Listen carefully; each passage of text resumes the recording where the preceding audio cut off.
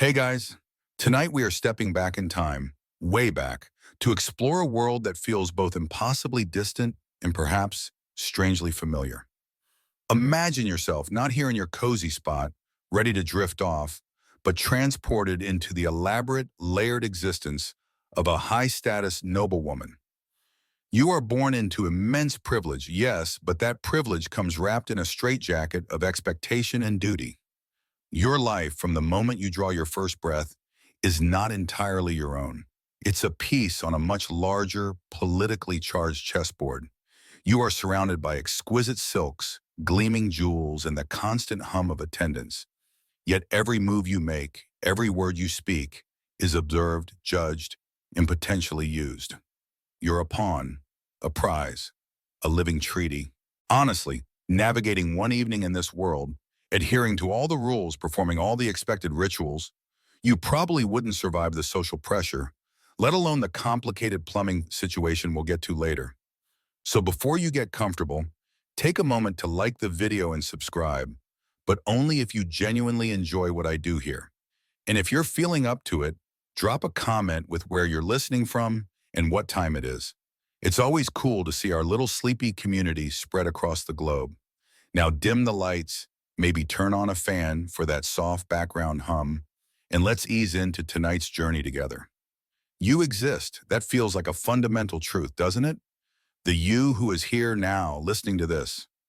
But in the world we're entering, your existence, your very identity, is defined almost entirely by your lineage.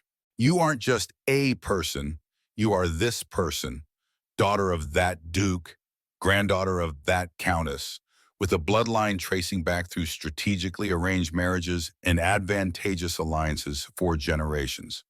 Your name, long and hyphenated, is less a personal identifier and more a statement of geopolitical fact.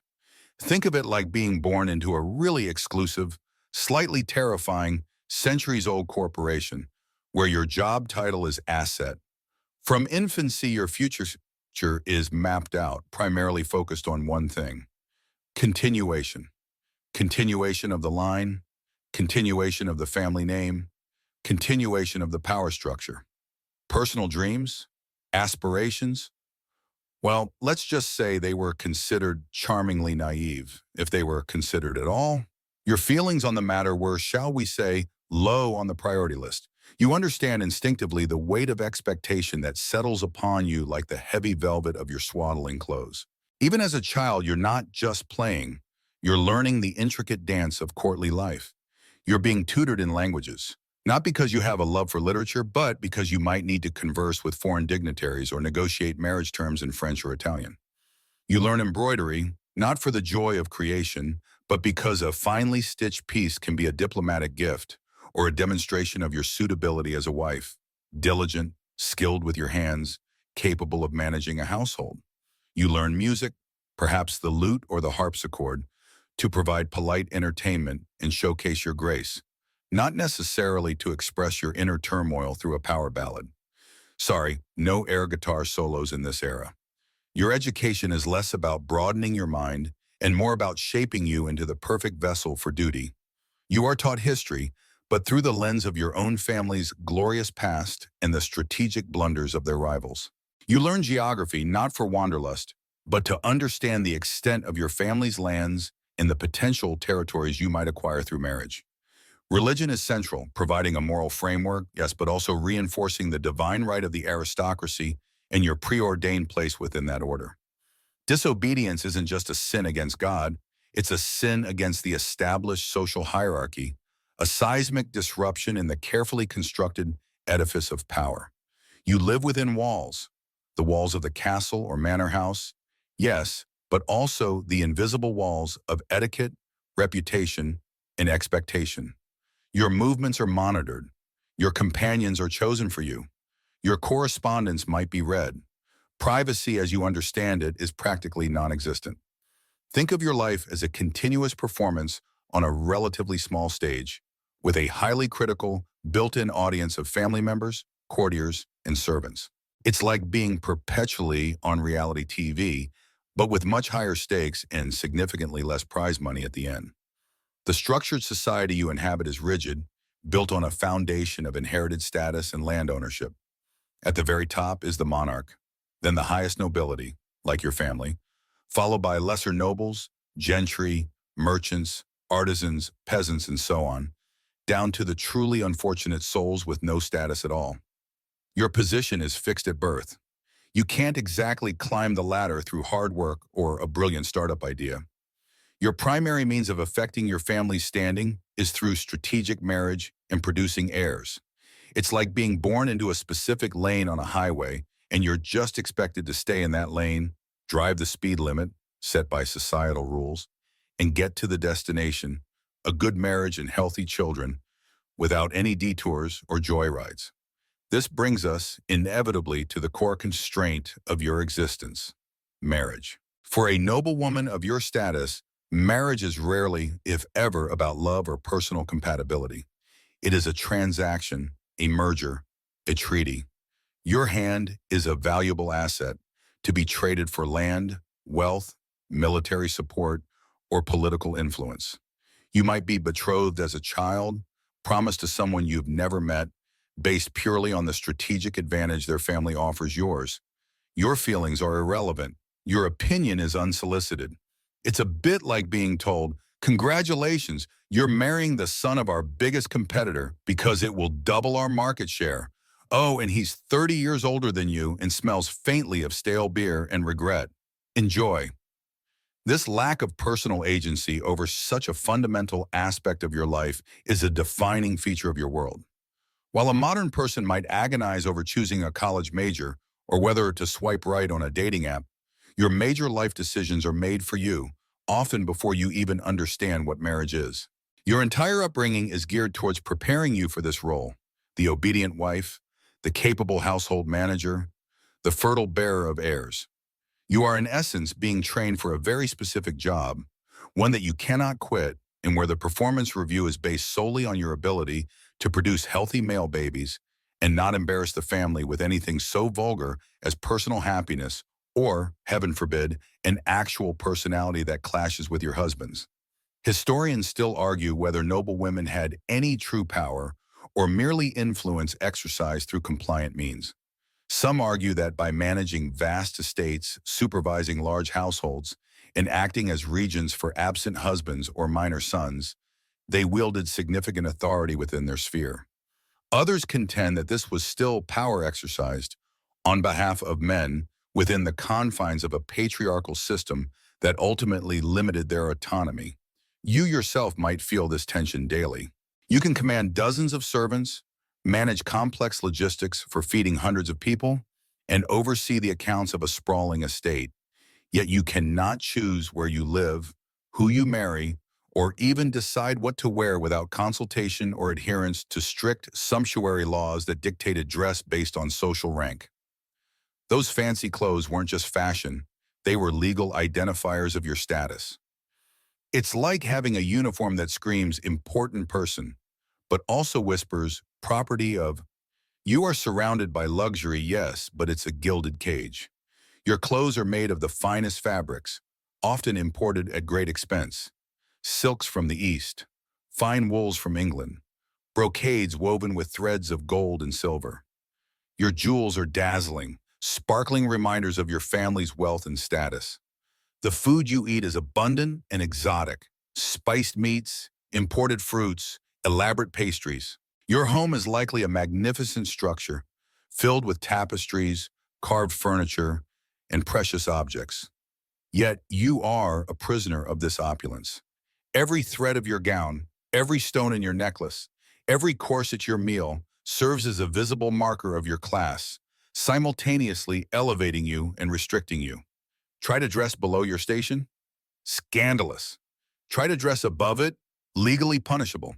It's like being told you can only drive a very specific, very expensive car, and if you're ever seen in a hatchback, you'll be fined or worse. Your daily life is a series of rituals and performances: waking, dressing, eating, receiving visitors, attending chapel, overseeing household affairs, engaging in approved leisure activities like needlework or music, participating in formal dinners. Each moment is structured and observed. There is little time for genuine solitude or unstructured activity. Your personal space is limited and often permeable. Even your bedchamber, as we'll see, is not the private sanctuary you might imagine. Servants are ever present, attending to your needs, but also witnessing your life. Family members, often with their own agendas, are constant fixtures. In a world without widespread literacy, gossip and observation are primary forms of information exchange, and your life provides ample material. It's like living in a panopticon designed by Martha Stewart. Everything looks lovely, but you're always being watched. The constraints placed upon you are not just external, they are internalized from a young age. You are taught that obedience, modesty, piety, and discretion are the highest virtues for a woman of your rank. Rebellion, independent thought, strong opinions, unless carefully managed and deployed, or anything that might tarnish your reputation are actively discouraged. Your value is inextricably linked to your purity before marriage and your fertility within it. It's a lot of pressure, isn't it? Imagine navigating adolescence and young adulthood with the constant awareness that your entire worth and potentially the future prosperity of your family hinges on your ability to be both a chaste maiden and, eventually, a prolific mother. No pressure, just the weight of centuries of lineage resting squarely on your ovaries. No wonder feigning was such a popular pastime. Sometimes you just needed a break from the existential dread. Mainstream historical fact.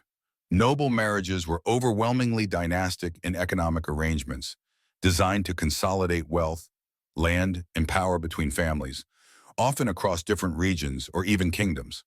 Personal affection was secondary, if it factored in at all. Quirky tidbit.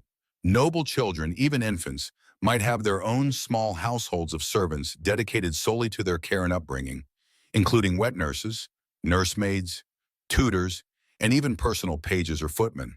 You were waited on literally from cradle to, well, we'll get to the bed part. The pressure to conform is immense, enforced by family honor, social standing, and religious teaching.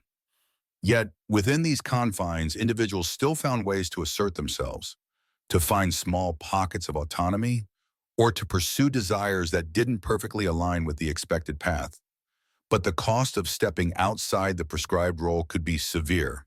Social ostracism, disinheritance, forced seclusion in a convent, or even political repercussions for your entire family. So, you learn to navigate the rules, to find the subtle ways to exert influence, to play the game within the lines, because the alternative is simply too terrifying to contemplate.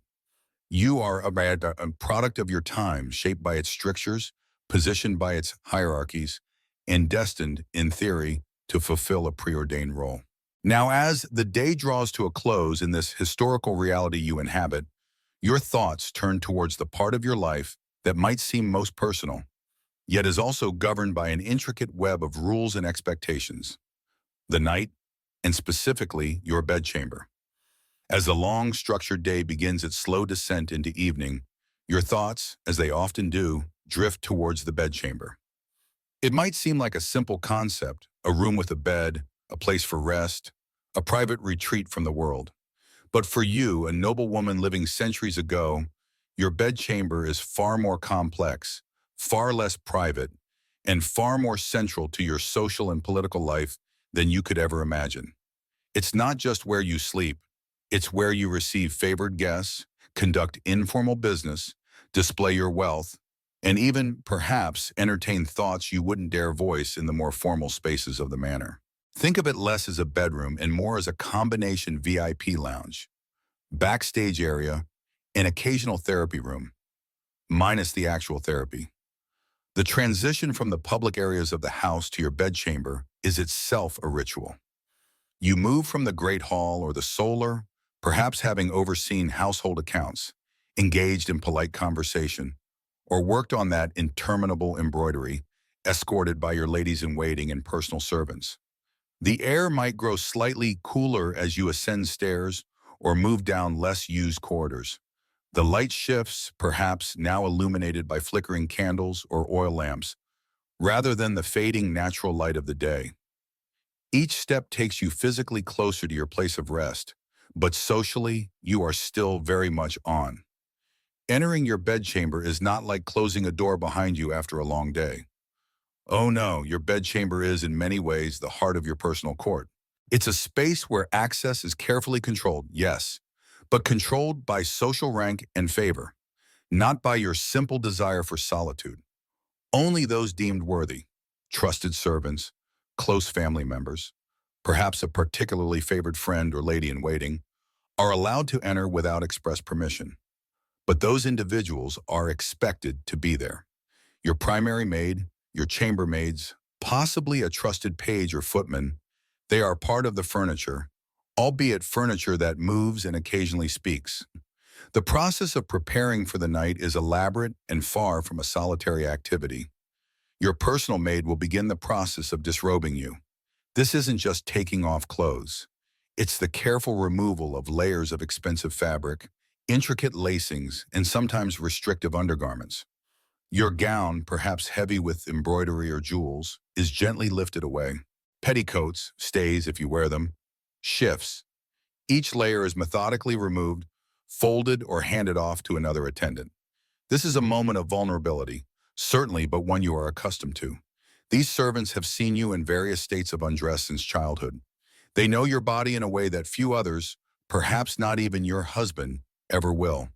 It's like having a personal wardrobe department that also acts as your de facto inner circle, privy to all your outfit changes and presumably your bad hair days.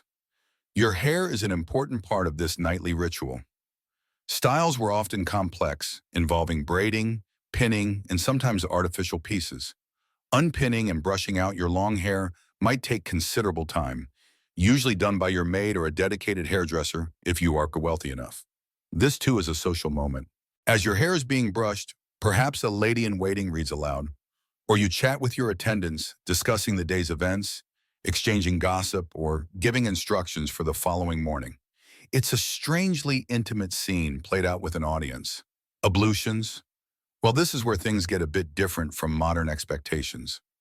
Daily full immersion baths were not common practice, even among the nobility, for various reasons, including the sheer logistics of heating and transporting large amounts of water, and prevailing medical theories about water potentially carrying disease. Instead, personal hygiene often involved washing hands and face, perhaps using scented waters, and regular changes of linen shifts worn close to the body to absorb sweat and dirt. So while your clothes might be magnificent, the concept of clean was perhaps more about clean linen than sparkling skin. You are likely using a wash basin and ewer, the water perhaps brought by servants. No hot tubs or rainforest showers here, sorry. You might use scented powders or perfumes to freshen up, a nod to cleanliness without the watery hassle. Remember that bit about the complicated plumbing? Yeah, this is part of it.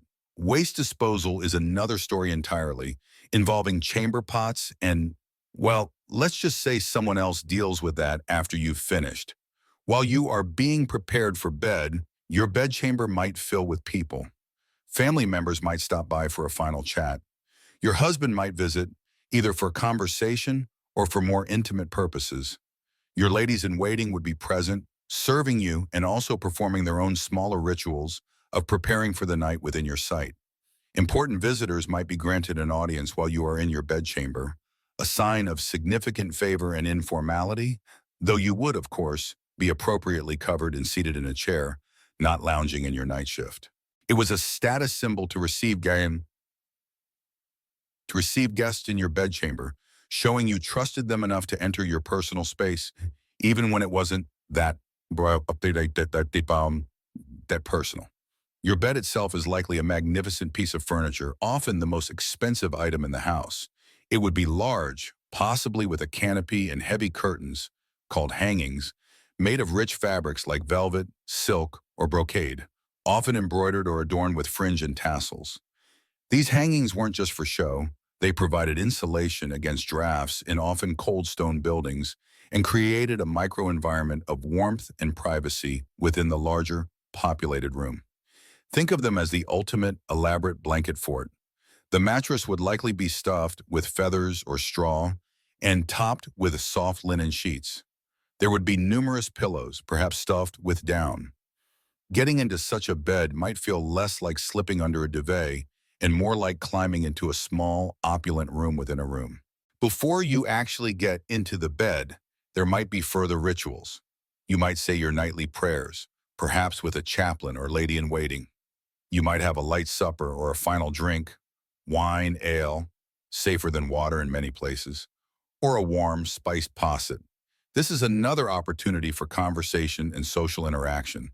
The concept of alone time, as we understand it, simply didn't exist for someone of your status. You were almost always in the presence of others, whether family, courtiers, or servants. Privacy was a luxury only available to those with very low status, who had nothing worth guarding. The presence of servants in your bedchamber throughout the night might seem astonishing from a modern perspective, but it was standard practice. Chambermaids might sleep on pallets on the floor of your room or in an adjoining antechamber, ready to attend to your needs at any moment, fetching water, stoking the fire, assisting you if you needed to use the chamber pot during the night. Yes, really. Their presence was a mark of your status and wealth. You could afford people whose sole job was to be available to you around the clock. It also meant you were never truly unsupervised, adding another layer to the constant surveillance that defined your life. Historians still argue whether the lack of true privacy in the bedchamber was primarily due to practical necessities, like needing assistance with clothing or heating, or if it served a social function, reinforcing status and ensuring the noblewoman's behavior, even in her most personal space, remained within acceptable bounds. You yourself might have mixed feelings about it. On one hand, the constant attendance is convenient. You never have to fetch anything yourself. On the other hand, the thought of never being truly alone, never having a moment without an observing eye or ear, is perhaps unsettling. It's like having a permanent, slightly sleepy entourage following you everywhere, even to your pillow. A quirky tidbit: wealthy individuals sometimes kept small dogs like lapdogs in their bedchambers, not just as companions, but also because it was believed they could attract fleas away from their human owners. So, alongside the silk sheets and velvet hangings, you might find a furry, four-legged flea trap curled up at your feet. Glamorous, right? Getting into bed might involve assistance, especially with the heavy linens and hangings. Once settled, tucked behind the curtains, you finally have a degree of visual privacy, if not actual solitude. The sounds of the room might fade slightly, muffled by the fabric, leaving you in a quiet, contained space. It is here, perhaps, that you can finally let your guard down, if only slightly. You might lie awake for a while, the day's events replaying in your mind. The conversations you had, the duties you performed, the expectations looming over your future. Sleep might not come easily. The straw mattress might be lumpy. The room might be cold, despite the fire and hangings. Concerns about your family, your potential marriage, your reputation. These worries don't disappear just because the sun has set. You are acutely aware of the responsibilities that rest on your shoulders, the political implications of your very existence. Even in the supposed sanctuary of your bed, you are still a piece on the board, a repository of lineage and potential heirs. The transition from the highly visible, active performance of the day to the semi-private yet still observed space of the bedchamber highlights the duality of your existence. You are both the center of a small universe, attended to and deferred to, and a cog in a much larger, impersonal machine. Your body is your own, but its functions and its fate are subjects of intense family and social interest. You might drift off to sleep, but the world outside your bed curtains and, indeed inside your room, continues to exist with its own rhythms and expectations. And tomorrow the performance begins again. The night, such as it was, eventually gives way to the dawn. You might stir from a restless sleep, perhaps interrupted by a cold draft, the sounds of servants rustling in the outer room, or simply the ingrained habit of waking with the sun. Unlike the quiet, private awakening you might imagine, your morning begins not with solitude, but with an influx of people. The curtains of your grand bed are likely drawn open by a waiting servant, revealing the room, still perhaps dim, but filling with the quiet movements of your household staff. It's less like your phone alarm going off and more like your personal pit crew arriving for the day's preparation. The first to attend you are usually your most trusted chambermaids and your personal maid. They are there to help you perform the initial, basic necessities of the morning: Perhaps they bring you a drink, a cup of ale, watered wine, or possibly even something slightly warmer if you are lucky enough to have easy access to a fire and careful heating. Remember that uncertainty about clean water? Yeah, drinking water first thing in the morning wasn't exactly a risk people were eager to take unless they knew its source intimately. So, a mild alcoholic beverage it is. Cheers to historical hydration. Your bedchamber rapidly transforms from a semi-private sleeping space into a bustling hub of activity. Servants come and go, bringing fresh linen shifts, towels, basins, and ewers of water. Your ladies-in-waiting arrive, adding another layer of social presence to the scene. They are there to assist you, certainly, but also to be present, to learn from you, and to position themselves socially within your household. It's like a reality show filming in your bedroom, except everyone is wearing far more fabric and nobody gets voted off, usually. The process of getting out of bed is not a simple matter of swinging your legs over the side. You are helped by your maid, the heavy coverings are carefully folded back, and you might step onto a rug or piece of fabric laid out to protect your feet from the cold floor. You are immediately handed a clean linen shift, the bathing undergarment worn next to the skin. Changing your shift was one of the primary ways people in this era felt clean. The linen absorbed sweat and oils throughout the day, and putting on a fresh one felt like a proper cleansing. This is your first layer, your foundation garment, before the serious business of getting dressed begins. While these basic preparations are happening, another crucial part of your noble morning is the lever. This term, borrowed from the French court but practiced in various forms across European nobility, refers to a semi-public reception held while the noble person is still in their bedchamber, or at least in the process of getting dressed. For someone of your status, the levee isn't just an option, it's a social obligation and a practical necessity. It's your chance to interact with your household, receive important visitors, conduct informal business, and display your status and accessibility. All before you've even had your first cup of, well, ale. People invited to your levee would arrive at your bedchamber door, their access controlled by a gentleman usher or a senior servant. The rank and status of the visitor determined how far into the room they were allowed to come and how close they could get to you. Imagine trying to have a serious conversation about land management or a potential marriage alliance while someone is lacing you into a restrictive garment and another person is brushing your hair. It required a specific kind of poise and ability to compartmentalize. You learned to hold court while simultaneously being pinned and tucked into place. The act of dressing itself is a major production, requiring multiple attendants. Noble clothing was incredibly complex, layered, and often difficult to put on without help. Your shift is the first layer. Over that might go stays or a kirtle, providing shape and support. Then perhaps a farthingale or other structure to create the desired silhouette for your skirt. Each layer involves careful adjustment, tying of points, laces or ties used to fasten garments together, and smoothing of fabric. It's an architectural feat performed on your body every morning. Next comes the gown itself. This could be a heavy, elaborate garment made of expensive materials like silk, velvet, or brocade, possibly adorned with embroidery, jewels, or fur trim. Getting into this requires significant effort from your maids, pulling and lacing you in, ensuring everything sits correctly. Sleeves might be separate pieces, pinned or laced on. Collars and ruffs needed to be carefully arranged. It's a team effort, a coordinated dance of hands and fabric, all while you are expected to converse with guests and perhaps even dictate letters. Your hair must be styled. Depending on the fashion of the time, this could involve elaborate updos, braiding, pinning, and perhaps adding false hair pieces. This process is time-consuming and performed by your dedicated hairdresser or maid. Simultaneously, your headdress or veil is prepared. Married noblewomen in many periods were expected to cover their hair, at least when in public or receiving guests. This wasn't just about modesty, it was a visual sign of their status as a respectable married woman. Unmarried women had different rules, often displaying their hair more freely.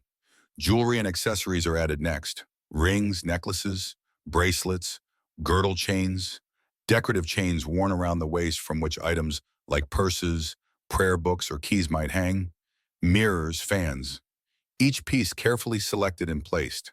These aren't just decorative, they are displays of wealth and status and sometimes have symbolic meaning. Your fan, for instance, could be a vital tool for communication through subtle movements in social settings.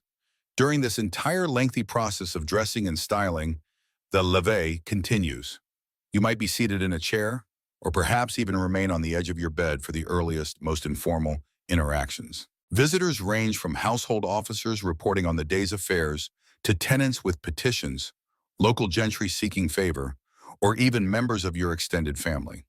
You listen, you give instructions, you make decisions, all while your personal space is invaded by multiple people focused on adorning you. It's the ultimate exercise in multitasking, managing a minor court while someone is wrestling with your sleeves. A mainstream historical fact about these morning rituals. The French court under Louis XIV perfected the lever du roi, the king's rising, into an incredibly elaborate, highly ritualized ceremony where only the most privileged nobles were allowed to assist or even be present at various stages of the king's waking and dressing. While your levee as a noblewoman is less formal and on a smaller scale, it operates on the same principle. Access to the monarch or noble person, especially during these intimate yet public moments, was a direct reflection of one's status and favor. Historians still argue whether the primary purpose of the levee and the constant presence of attendants was genuine necessity, given the complexity of clothing and the need for constant service, or primarily a performance of status and power, demonstrating one's importance by the number of people required merely to get them out of bed and dressed. It was likely a combination of both, but the emphasis probably shifted depending on the specific period and person. A quirky tidbit: to deal with body odor in the absence of frequent full baths, people relied heavily on perfumes and scented powders. But sometimes, instead of applying perfume directly to the skin, which could be irritating, they would perfume their linen shifts. The fresh linen absorbed the body's moisture, and the perfume released a pleasant scent throughout the day as the body warmed the fabric. So your clean smell might have come less from soap and water and more from carefully perfumed underwear. Think of it as historical fabric softener, but way fancier. As the final touches are put on your outfit, a last pin in your headdress, an adjustment of your necklace, the levee might begin to wind down, or perhaps transition into more formal morning audiences held elsewhere. The transformation from the person who woke in bed to the fully arrayed noblewoman, ready to face the demands of the day, is complete. You are literally clothed in your status, each layer of fabric, each piece of jewelry, a declaration of your place in the world. The sheer contrast between our modern desire for a quiet, private start to the day, maybe just you, a cup of coffee, and 5 minutes scrolling through your phone, and your reality is stark. Your day begins not with a gentle ease-in, but with an immediate immersion into social interaction and performance, all while being physically prepared by others. Your body is on display, your needs are met by attendance, and your mind is engaged in the business of being a noblewoman, even before you've left your bedchamber. This complex morning ritual sets the tone for the rest of your day. It underscores that your life is not entirely your own. Your time, your appearance, your very presence are dictated by the expectations of your rank and society. You are a public figure, even in what seems like the most personal moments. And this lack of genuine solitude or privacy, this constant performance, is something you have known your entire life. It's the air you breathe, the water you drink, or in this case, the ale you drink. You wouldn't know how not to be on display, how not to have attendance hovering. It is simply the fabric of your existence. And with the final adjustment of your outer gown, you are ready to step out and face whatever the day holds, your personal performance already well underway. With the last pins secured in your headdress and the final adjustment made to your gown, you are at last fully prepared. The lengthy process of the levee and dressing has culminated in the presentation of the public you, the noblewoman ready to inhabit her role for the day. The bedchamber, which moments ago was a hive of activity centered entirely around your person, begins to quiet slightly as attendants finish their tasks and visitors from the levee depart or move on to other areas of the house. You are now expected to transition from this semi-private space into the more public areas of your home, and that transition typically involves the first meal of the day. Forget croissants and coffee, or even bacon and eggs. Your breakfast is unlikely to resemble anything you'd consider a typical modern morning meal. For someone of your standing, the first significant meal was often later in the day, what we might call lunch, or even an early dinner, often served between 10 a.m. and noon. What you consume immediately after rising and dressing is more of a light sustenance, sometimes called breakfast, but often just considered breaking the overnight fast. It's less about sitting down for a dedicated meal and more about a quick refuel before diving into the day's business. This morning's sustenance could vary greatly depending on the period, region, and even the specific household customs, but it rarely involved hot cereal or pancakes. More likely, it would consist of items readily available from previous meals, perhaps some leftover cold meat, bread, and cheese, and of course, something to drink. As discussed before, water could be risky, so your drink of choice would likely be ale or watered wine. These beverages provided calories and were safer than questionable water sources. Imagine washing down cold cuts with a pint of mild ale before 9 a.m. It sounds a bit hardcore by modern standards, but it was practical and necessary. It's the original meal prep, just maybe not in airtight containers in the fridge. This initial meal might be taken in your private chambers, perhaps while you discuss the day's schedule with your senior staff or a trusted lady in waiting. Or it might be a slightly more communal affair in a withdrawing room or small parlor adjacent to your bedchamber, allowing for a few close members of your household or important visitors to join you informally. It's not the grand dining hall just yet. That's reserved for the main meals later in the day. This is a functional eating opportunity, fuel for the engine, without much pomp or ceremony attached. The purpose of this morning sustenance is primarily to provide energy for the coming activities. Once you've had your bread, cheese, and drink, the day truly begins. The relative quiet after the levee doesn't last long, because now you are ready to engage with the broader responsibilities of managing your household and estate. Your day isn't just about looking good and receiving visitors. It's a demanding job that requires significant administrative skill and attention to detail. You are, in essence, the CEO of a large, complex enterprise. Your noble household and its associated lands and tenants. Your morning duties are varied and constant. You might move to a solar or a dedicated business room within your private apartments. Here you'll meet with various officers of your household. The steward might report on the accounts, discussing income from rents and produce, expenditures on supplies, and wages for staff. The housekeeper will report on the running of the domestic side, the state of the linen, the stores of food and fuel, the discipline or lack thereof among the servants.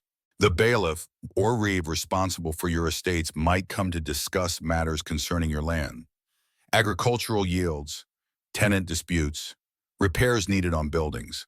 You have to listen, ask questions, make decisions, and give instructions.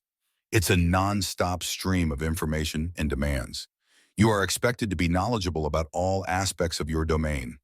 This means understanding agricultural cycles, the market prices for wool or grain, the cost of importing fine fabrics, the intricacies of managing a large staff, which could number dozens or even hundreds in a very wealthy household, and the legal customs regarding land tenure. You aren't just signing papers, you are actively involved in the management.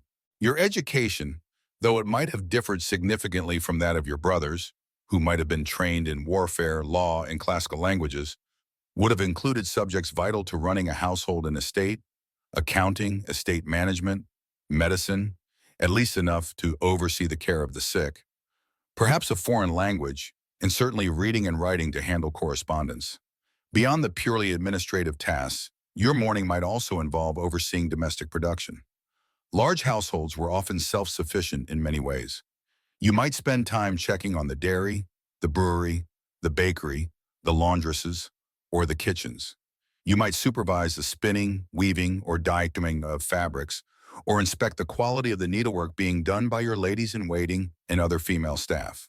These activities weren't just chores, they were important economic functions of the household, and ensuring they ran smoothly and efficiently was part of your responsibility. It's like being the chief operating officer and quality control manager rolled into one while also trying to look effortlessly elegant. Multitasking champion of the Middle Ages? Probably. Religious duties also form a significant part of your morning.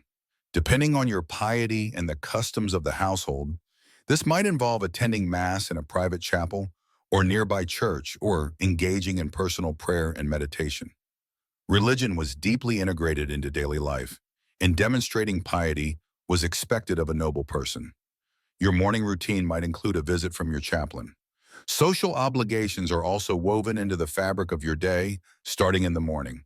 You might receive visitors who weren't part of the levee, but have come from more formal morning audiences. These could be local gentry, clergy, merchants, or even messengers from other noble households or the royal court. You need to be prepared to receive them, engage in conversation, offer hospitality, perhaps a cup of wine or ale or some sweetmeats, and conduct whatever business or social interaction is required. These meetings can be crucial for maintaining alliances, gathering information, negotiating agreements, or simply demonstrating your influence and connections.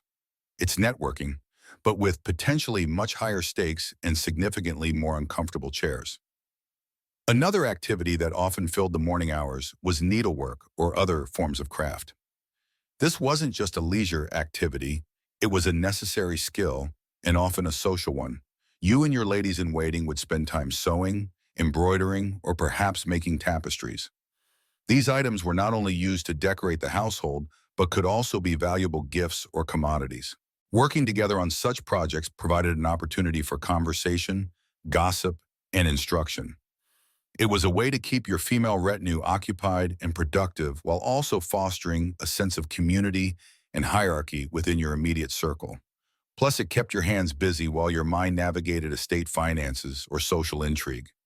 A mainstream historical fact: the structure of daily meals has changed dramatically over the centuries.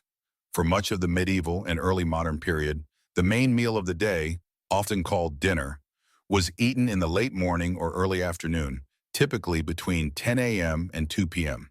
What we consider breakfast was either non-existent as a formal meal or consisted of very light, quickly consumed sustenance upon rising. The modern pattern of breakfast, lunch, and dinner spread out across the day is a relatively recent development, becoming common only in the last few centuries. Historians still argue whether the shift in mealtimes over the centuries was driven primarily by changes in working patterns, like the rise of industrialization and later work schedules, changes in agricultural production that made more food available earlier in the day, or simply evolving social customs and fashion regarding how and when people preferred to eat. It's a complex culinary puzzle with multiple contributing factors. A quirky tidbit about morning sustenance: while noble adults might sip on ale, children, or even adults wanting something non-alcoholic, might drink small beer or weak ale. This was a low-alcohol beverage brewed specifically for general consumption throughout the day, including by children, as it was safer than water and provided some nutrients. So while you're having your slightly stronger morning ale, there might be kids in the household having their version of juice, which was essentially very watered-down, barely alcoholic beer. It makes modern parenting look different. Time for your small beer, darling. Finish your sum, and then you can go play in the courtyard. The pace of your morning is demanding. Unlike the focused, single task of getting dressed, the period after your initial sustenance involves juggling multiple responsibilities simultaneously. You are expected to be accessible, informed, and decisive. Messengers arrive, reports are delivered, visitors await audience, and the daily domestic tasks require your oversight. There is little downtime, little opportunity to simply relax or be alone. Even when engaged in something seemingly passive like needlework, you are likely surrounded by others and involved in conversation or supervision. Your day is structured around a series of expected activities and interactions, moving from the relative privacy of your bedchamber, which isn't very private anyway, to more public spaces within your home: the solar, the parlor, perhaps eventually the Great Hall for more formal gatherings or meals later in the day. Each space has its function, and your presence within it signals the type of activity taking place. Being in the solar signifies you are likely engaged in administrative work, receiving visitors, or doing needlework with your ladies. Being in the Great Hall means you are presiding over a larger meal or gathering. The clothes you don during the long morning ritual are not just for show. They are practical tools for your role. The layers, the elaborate fabrics, the jewels, they communicate your status and authority to everyone you interact with. They are a constant reminder to yourself and others of who you are and the responsibilities that come with your position. You literally wear your job description. By late morning, you have already accomplished what many modern people might consider a full day's work. You've managed finances, overseen staff, dealt with tenants, received visitors, attended to religious duties, and perhaps even engaged in some productive craft. And all of this before the main meal of the day, which is still hours away. Your capacity for work, or perhaps the sheer volume of work expected from someone of your status, is immense. There is no 9 to 5. There is simply the structure of the day, punctuated by meals and religious observances, within which you are expected to be constantly active and engaged. This relentless pace, this constant engagement with the practical realities of managing a noble household underscores that your life is not one of idle leisure. While you are shielded from manual labor, your mental and administrative workload is substantial. You are a central figure in the economic and social life of your region, and your morning activities are critical to maintaining order, prosperity, and your family's position. It is a life of privilege, certainly, but it is also a life of intense responsibility and constant performance. And as the late morning progresses, you are already anticipating the demands of the main meal and the activities that will follow, carrying the weight of your household on your elaborately adorned shoulders. The busy hum of your morning activities begins to shift, coalescing into a different kind of energy. The reports from your steward are concluded, the last visitor for the morning audience has departed, and the needlework lies momentarily abandoned on a nearby table. Your household isn't winding down, not by a long shot, but the focus is changing. It's time for the main event of the day, the meal that defines the structure of the afternoon and provides the essential fuel for everyone within your walls. You are transitioning from the relatively private, but still very public, spaces of your solar or business rooms towards the communal heart of the household, the dining area, which for a house of your standing is most likely the Great Hall. Remember how we talked about breakfast being more of a quick refuel? Well, this meal is the polar opposite. This is dinner, and it's the culinary and social centerpiece of the day. Forget the idea of dinner being an evening affair. For centuries, this main meal took place much earlier, typically sometime between late morning and early afternoon. Say anywhere from 10 a.m. to 2 p.m. It was strategically timed after the bulk of the morning's work and before the afternoon's activities fully commenced. It was the largest, most elaborate meal, and it was less about simple sustenance and more about demonstrating wealth, status, and social order. As you move through the corridors, perhaps accompanied by some of your ladies-in-waiting or senior staff, the sounds and smells change. The quiet concentration of administrative tasks gives way to the distant clamor from the kitchens and the growing murmur of anticipation from the gathering household. You might catch the scent of roasting meat, pungent spices, and maybe the earthy aroma of fresh bread. The air grows warmer as you approach the vicinity of the hearths and kitchens. This short journey is a deliberate passage, a symbolic movement from private oversight to public presence. And then you arrive at the Great Hall. If your home has one, this is its most impressive space. It's large, often with a high vaulted ceiling, sometimes open to the roof timbers. The walls might be decorated with tapestries or hangings, offering some insulation and visual storytelling. At one end, you'll find the hearth, often substantial enough to roast large animals whole, providing heat and light.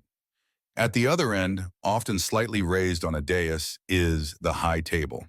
This is your destination. Entering the Great Hall as the lady of the house is an entrance. All activity might pause for a moment as you appear. Servants scurry to complete final preparations, and those already gathered look toward you. The hall isn't just a room, it's a stage, and your arrival signals that the performance is about to begin. You make your way to the high table, taking your seat in the most prominent position. This table is reserved for you, your immediate family, and the most important guests or members of your household hierarchy, perhaps the chaplain, the steward, or visiting nobility. It's literally elevated, marking its occupants as distinct and superior to those at the lower tables. Below the dais, running the length of the hall, are the long trestle tables where the rest of the household will sit, the lesser gentry, the senior servants, and down to the lower ranks of staff. The seating arrangements are strictly hierarchical, a physical manifestation of the social order. Everyone knows their place, and sitting higher or lower than your rank dictates is simply not done. Imagine trying to navigate a modern office lunchroom where everyone's seat is determined by their job title, and the CEO literally eats on a raised platform. It adds a certain formality to your sandwich. Before the meal truly begins, there are often rituals of purification, specifically the washing of hands. Basins of water, sometimes scented, are brought around, and people wash their hands, particularly before the first course. At the high table, this might be a more elaborate affair, with jurors pouring water over your hands into a basin. This is practical hygiene in an era before forks were commonplace and fingers were the primary eating utensils. But it's also symbolic, a cleansing before partaking in the communal meal. The meal itself is less like the structured, sequential courses of a modern formal dinner and more like a magnificent parade of dishes, often brought out in waves or all at once, particularly within a single course. The servers, often substantial numbers of them, bring trenchers, thick slices of stale bread or wooden platters used as plates, and begin laying out the food. Your table, being the high table, gets priority service, of course. The quantity of food is often staggering. This is not just about feeding people, it's about displaying wealth and generosity. Meat is king. IKEA, roasted joints of beef, pork, venison, poultry like chickens, geese, swans, even peacocks, often reassembled with their feathers after cooking for dramatic effect. Fish is served on fast days or during Lent. There are pies, both savory and sweet, stuffed with various meats, fruits, or vegetables, though many common modern vegetables like potatoes and tomatoes are still unknown in Europe. There are pottages and stews, often thick with grains or legumes. Bread, of course, is a staple, both for eating and as trenchers. Spices are used liberally, not just to flavor, but also as a status symbol, as many came from distant lands and were incredibly expensive. Ginger, cloves, cinnamon, mace, pepper, saffron. They appear in dishes in combinations that might seem odd to modern palates. Sweet and savory flavors are often mixed freely within the same course. Imagine a pie filled with spiced swan meat and dried fruit, followed by a rich, saffron-infused stew. It's a flavor adventure, sometimes an intense one. Presentation matters. While not always as refined as later periods, there's an effort to make the food visually impressive. Large roasts are paraded in, elaborate subtleties, decorative food items, often made of pastry or sugar paste, shaped into animals, castles, or allegorical scenes, might be brought out between courses or at the end. These aren't necessarily meant to be eaten, but are conversation starters and artistic displays. It's the medieval equivalent of an elaborately carved ice sculpture at a banquet, but made of actual food, sort of. Drinking is constant throughout the meal. Water is still largely avoided unless you know its source is safe, perhaps from your own well. So the primary drinks are ale and wine. Ale, brewed on the premises, is the everyday drink for most people, varying in strength. Wine, particularly for the high table, is a sign of status, especially imported varieties. Large quantities are consumed, and it's not uncommon for people to become quite merry or even drunk during the meal. Think of it as an office lunch where everyone brings a keg. Team building exercise? Maybe. Table manners, as mentioned, are quite different. Forks become common in Europe much later than the period we're focusing on. Though they existed earlier, they weren't widely used for eating. You eat primarily with knives, which everyone carries, and your fingers. Spoons are used for pottages and stews. It's crucial not to put your fingers too deep into the communal dish, to wipe your hands reasonably clean, perhaps on bread or a napkin if available, but certainly not on your clothes, hopefully, and generally try not to drip too much. Sharing trenchers or cups is common, particularly among those of similar status. It requires a different kind of spatial awareness and consideration for your dining companions. No double dipping, or well, probably lots of double dipping. The atmosphere in the Great Hall during dinner is rarely quiet. It's a hubbub of conversation, laughter, the clatter of dishes, the movements of servants, perhaps the sounds of musicians playing in a gallery above the hall. It can be loud, lively, and sometimes boisterous, especially as the ale and wine flow. It's a social melting pot within the constraints of hierarchy, a place for exchanging news, conducting informal business, observing the dynamics of power, and simply enjoying the bounty of the household. A mainstream historical fact about the main meal. The structure and timing of the main meal, dinner, remained relatively consistent in Europe for centuries, being eaten in the late morning or early afternoon. The shift towards the main meal moving later into the evening only truly gained traction in the 17th and 18th centuries, influenced by changing work patterns, the availability of artificial lighting making evening activities more feasible, and evolving social customs among the elite. This late-night dinner pattern then filtered down through society. Historians still argue whether the specific rituals and protocols surrounding the Great Hall dinner were primarily practical necessities born of managing a large household, or if they were more about symbolic performance and the reinforcement of social hierarchy. Was the elaborate service purely functional, or was it primarily about demonstrating the lord or lady's status and control over their resources and retinue? It's likely a bit of both, but the emphasis on one over the other is a point of ongoing discussion. A quirky tidbit about medieval dining: sometimes specific foods were served with symbolic meanings. For example, peacocks, served whole and refeathered, were not only visually spectacular, but also sometimes associated with vows or oaths, as knights might swear oaths upon the peacock. And the use of bread trenchers wasn't just about saving on washing up. After the meal, the food-soaked trenchers were often given to the poor or to the household dogs, a form of charity and waste disposal rolled into one. So your plate might literally end up feeding a hungry hound. Talk about cleaning your plate. As the courses continue, or rather, as the waves of dishes keep arriving, the sheer volume of food can be overwhelming.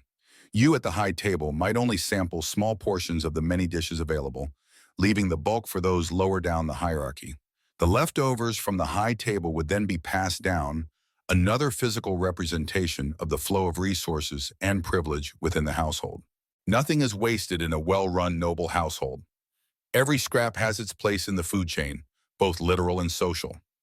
The meal can last for a considerable time, perhaps an hour or two, depending on the occasion and the formality. It's not a quick bite, it's a significant chunk of the day dedicated to feeding, socializing, and reinforcing the structure of the household. As you eat, you are also observing. You watch your guests, your family members, and your senior staff. Conversations at the high table are important. They can involve political gossip, discussion of alliances, negotiation of marriages, or simply entertainment. You are expected to be gracious, engaging, and observant, even while navigating a plate, or trencher, piled high with spiced meats. After the main eating is done, there might be further courses or a voide, a lighter offering of sweet dishes, fruit, and spiced wine like hippocras, often taken in a withdrawing room after leaving the Great Hall. This provides a slightly more intimate setting for conversation after the main, public spectacle of the dinner. It's a chance to digest, perhaps literally and figuratively, the events and interactions of the meal. The process of dining, from the formal entry into the hall to the final sweet wines, is a microcosm of noble life. It's structured, hierarchical, abundant, and inherently public. It's a time when the wealth and power of the household are on full display, not just in the richness of the food and plate, but in the sheer number of people fed and the order with which it is done. You are the central figure in this display, presiding over the bounty and the community gathered beneath your roof. As the meal concludes, you might feel a pleasant fullness, perhaps a slight warmth from the ale or wine. The vibrant energy of the hall might begin to subside as people finish eating and conversation shifts to other matters. The structured part of the day continues, but for a little while, after the intense focus of the morning's work and the spectacle of dinner, there might be a brief lull before the afternoon's activities demand your attention. You've successfully navigated another key performance of your noble life, demonstrating hospitality, maintaining order, and feeding your multitude. Now, perhaps a little rest or a change of pace is in order before the afternoon begins in earnest. But don't get too comfortable. There's always something else demanding your time and attention. Life as a noblewoman isn't designed for extended naps after lunch, or, well, after dinner. The rumble of the main meal slowly fades, not entirely disappearing, but settling into a lower frequency, like a large engine downshifting. The Great Hall, which minutes ago was a vibrant, somewhat chaotic hub of dining and conversation, begins to empty. People disperse, heading back to their duties, withdrawing rooms or specific areas of the household. You too rise from the high table, perhaps accompanied by a favored guest or your closest companion. The afternoon stretches before you, a less formally structured block of time than the morning, but by no means empty or idle. This isn't your chance to sprawl on a sofa and binge-watch the medieval equivalent of reality TV, which might involve watching peasants mud wrestle, honestly. It's a period for diverse activities, blending leisure, social obligation, and continued oversight of your domain. Your afternoon pursuits offer a change of pace and setting. You might withdraw to a solar or a more private chamber, or perhaps venture outside if the weather permits. The range of activities available to you is a reflection of your status, education, and personal inclinations, but also the season, the presence of guests, and the ongoing needs of the household. It's a mix of the expected, the necessary, and the occasional moment of genuine enjoyment, tucked between responsibilities. One common and expected activity for a noblewoman is needlework. This isn't just a hobby, it's a significant, skilled, and often collaborative endeavor. Imagine intricate embroideries, tapestries, or fine sewing projects. You might work on finishing a piece yourself, or more likely, supervise the work of your ladies-in-waiting and household staff. The clink of needles, the rustle of fabric, the focused quiet interspersed with soft conversation. This is often the backdrop of an afternoon in a noblewoman's chamber.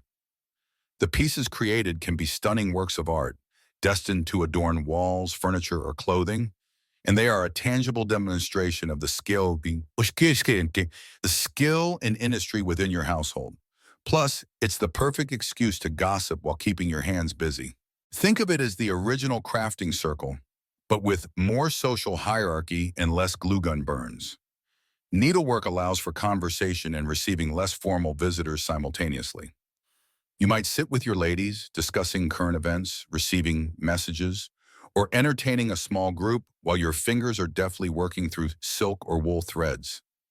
It's a picture of cultured productivity, a way to combine social interaction with a visible demonstration of virtue and skill. Of course, some days the embroidery might just be an excuse to avoid eye contact while someone drones on about their prize-winning pig. Reading is another potential afternoon pursuit, but this is a luxury activity far more rare and valuable than needlework. Books are incredibly expensive and precious objects, often handwritten on vellum or parchment, beautifully illuminated and bound. Having access to books suggests wealth, education, and a serious inclination towards learning or piety. Your collection, if you have one, is likely small but highly prized. Perhaps devotional texts, histories, romances, or illuminated manuscripts with stories and allegories. Sitting and reading in the quiet of your chamber is a different kind of escape than we know today. It's not about losing yourself in a cheap paperback on a beach. Beaches are mostly for fishing or defending against invaders. It's a deep engagement with a text, often read slowly and perhaps aloud, shared with others. The smell of old parchment, the feel of the heavy pages, the beautiful, sometimes elaborate script. It's a sensory experience tied to intellectual or spiritual enrichment. But let's be real, sometimes you're just flipping through a lavishly illustrated manuscript because the pictures are pretty. No judgment here. If the weather is fine, you might take a walk. Your walk probably isn't a vigorous hike to get your steps in, but rather a stroll in your gardens, the courtyards, or perhaps along a planned path within your estate. These walks serve multiple purposes. They offer fresh air and gentle exercise. They provide an opportunity for private conversation away from the ears of the general household. They allow you to inspect parts of your domain, perhaps visiting the kitchen gardens, checking on construction, or simply admiring the landscape that belongs to you, or, well, to your husband, but you oversee it.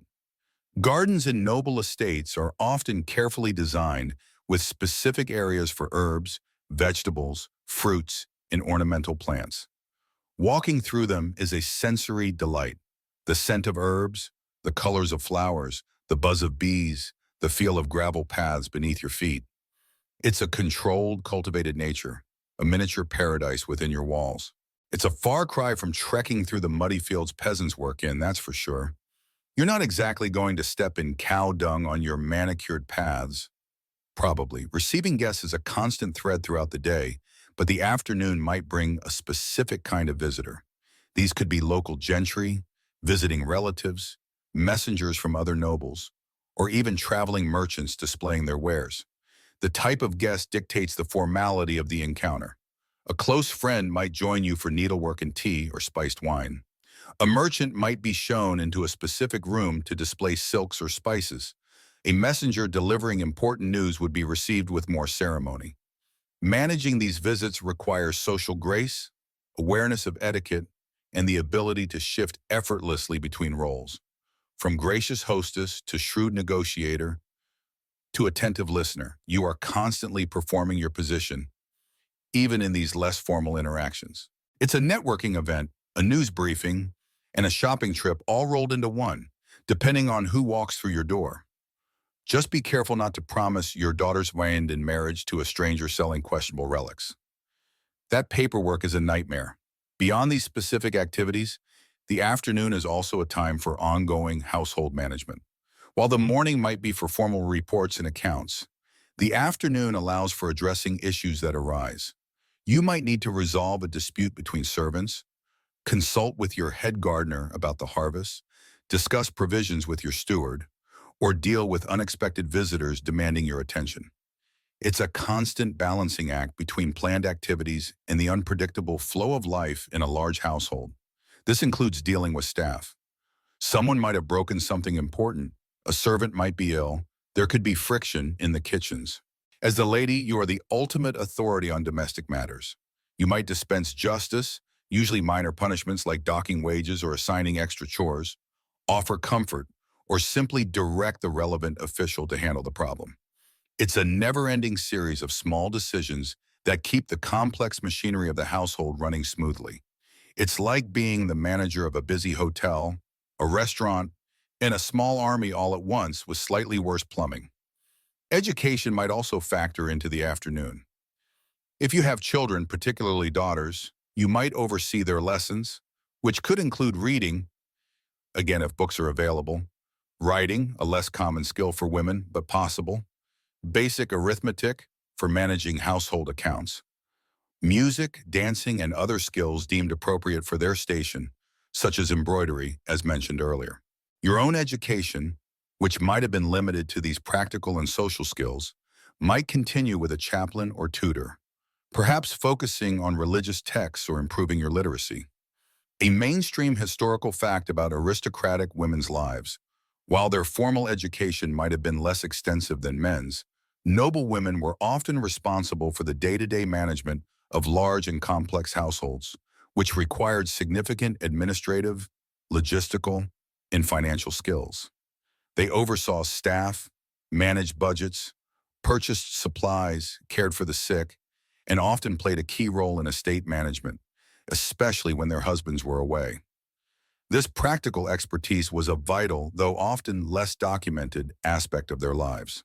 Historians still argue whether the emphasis placed on needlework and other domestic arts for noblewomen was primarily about limiting their influence to the private sphere, or if these skills were genuinely valued and provided women with a significant source of social capital and influence within the household economy. Was it a cage or a realm of power? Probably a bit of both, depending on the woman and the era. but it's not a settled question. A quirky tidbit about reading in this era. Before widespread printing, reading was often a group activity. Texts were precious, and literacy wasn't universal, even among the elite. It was common for one person to read aloud to a group gathered around, making reading a more public and communal experience than the solitary act it often is today. So your afternoon reading session might actually involve you, a few ladies in waiting, and maybe a visiting relative, all gathered to hear the latest romance or devotional tale. Imagine story time, but for grown-ups, and the book costs more than a small farm. The atmosphere of the afternoon is typically less formal and intense than the morning's business or the structured dinner. It allows for more personal interaction, quieter pursuits, and a focus on the internal workings and social life of the household rather than external affairs. However, it's still a period of productivity and visibility. You are rarely truly alone, and your actions and interactions are observed by your staff and household members. Even simple activities like a walk in the garden can be imbued with meaning. It might be an opportunity to have a discreet conversation with your steward about a sensitive matter, or to observe the condition of your estate with a critical eye. It's a blend of personal space and public responsibility, a recurring theme in your life. The pace of the afternoon might vary. Some days could be filled with a rapid succession of visitors and urgent household issues, leaving little time for leisure. Other days might be calmer, allowing for longer periods of focused needlework or reading, interspersed with quiet conversation. It depends on the season, the political climate, and the general rhythm of life on your estate. As the afternoon wears on, the light begins to change. The sun dips lower, casting longer shadows. The air might cool slightly. The sounds of the household shift again. The specific tasks of the afternoon wind down, and preparations begin for the evening meal and the transition to the later part of the day. You might finish the line of embroidery, close the heavy cover of your book, or conclude your meeting with a visitor. There's a sense of anticipation building towards the evening, which holds its own set of routines and possibilities, often less formal than the daytime. But the afternoon, with its blend of work, leisure, and social interaction, is a crucial part of the daily rhythm, providing space for necessary tasks, personal interests, and the essential maintenance of the social fabric of your household. You've navigated the post-dinner hours effectively, demonstrating your multifaceted role as administrator, hostess, and mistress of your domain. Now, as the shadows lengthen, you prepare for the transition to the evening hours, where the focus might shift slightly once more. Time to think about supper, and maybe finally put your feet up. Briefly. Probably not. As the long afternoon shadows stretch and twist, the air within the castle begins to settle. There's a palpable shift in the rhythm of the household. The purposeful bustle of the day, the clang of the smithy, the shouts from the stables, the murmur of conversations in the halls, it all softens, dims, takes on a different cadence. The light filtering through the narrow windows changes from the bright, sometimes harsh glare of midday to a warmer golden hue, then slowly deepens into twilight. It's a natural signal for the transition from the active work of the day to the less strenuous, more social hours of the evening. You feel it too, this winding down. Your eyes might feel a little tired from focusing on fine needlework, or your mind a bit full from overseeing discussions and receiving visitors. The energy that propelled you through the morning and the intensity of the main meal begins to dissipate. Now the focus shifts subtly from governing the outer world of the estate to managing the inner world of the household and preparing for rest. This transition isn't immediate or abrupt. It's a gradual process marked by specific tasks and changing activities. Servants begin to prepare the hall or smaller chambers for the evening meal, often called supper or collation. This is a lighter affair than the midday dinner, both in terms of the food served and the formality of the setting, though this varies depending on the day, the guests, and the specific household's customs. While supper preparations are underway, you might take a moment for yourself, perhaps a brief period of quiet reflection or attending to personal needs. Hygiene, as you've probably gathered by now, wasn't quite the same as your daily shower routine. A noblewoman might have a basin brought to her chamber for washing hands and face, perhaps using fragrant herbs in the water. A full bath is a much rarer, more elaborate event, potentially involving multiple servants and carried water, treated more as a therapeutic luxury than a daily necessity. So, no hot bubble bath to de-stress after a long day of noble duties, sorry. Maybe just splash some rose water on your face and call it a day. You might also change your attire for the evening. While not as elaborate as the layers you might wear for a formal occasion, your evening clothes are likely comfortable yet still indicative of your status. Softer fabrics, maybe a simpler gown, shedding some of the heavier accoutrements of daytime. This is also a chance for your ladies-in-waiting to assist you, offering another opportunity for private conversation and shared moments before rejoining the broader household. It's a mini ritual, a physical and social demarcation between the business of the day and the relaxation, relatively speaking, of the evening. The call to supper sounds, perhaps a bell or a horn, signaling the gathering of the household once more. You proceed to the hall, or perhaps a smaller, more intimate dining chamber if it's a quiet night with only immediate family and close guests. The seating arrangements might be less rigid than at dinner, but the high table still retains its importance, marking your position at the head of the household. Supper typically consists of lighter fare. Often it includes leftovers from the midday dinner, perhaps reheated or repurposed into different dishes. There might be bread, cheese, fruit, and maybe a simple pottage or stew. Roasted meats, if served, would likely be less elaborate cuts or smaller portions than at dinner. Fish might feature, especially on fasting days. Drinks would still be ale or wine, likely less strong or aged than the finest served at dinner. Think of it as the medieval equivalent of dinner deconstructed, or fancy leftovers night. It's sustenance, social gathering, but without the full pomp and ceremony of the main meal. The conversation at supper can be more relaxed than at dinner. The urgent business of the day has usually been addressed, and the focus shifts towards social interaction, storytelling, or simply enjoying the company. You might discuss the events of the afternoon, share news or gossip, or engage in lighter banter. It's a chance to connect with your household members on a slightly less formal level, though always within the bounds of the established hierarchy. As you eat your simple supper, perhaps picking at some leftover roasted capon and a piece of hard cheese, you observe the hall. The lower tables are also filled, though perhaps with a smaller contingent than at dinner, as some servants might eat in their own quarters or have already finished their supper. The flickering torchlight and the glow of the fireplace create a warm, inviting atmosphere, a stark contrast to the bright light of day. The sounds are different too. Less clatter, more murmur, maybe the quiet strums of a lute or harp if there's entertainment planned. After supper, the evening activities commence. These are generally aimed at relaxation and social bonding within the household, though religious duties are often woven in. Evening entertainment can take many forms, depending on the wealth and preferences of the household.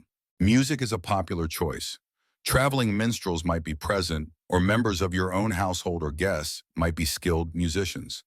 The gentle sound of a lute, harp, or other medieval instruments fills the hall or chamber, creating a soothing backdrop for conversation or quiet contemplation. If you or your daughters have musical talents, this might be the time to share them, showcasing cultivated skills. It's a live soundtrack to your evening, far better than whatever terrible jingles modern ads come up with. Storytelling is another beloved evening activity. This could involve reading aloud from a romance, a history, or an epic poem.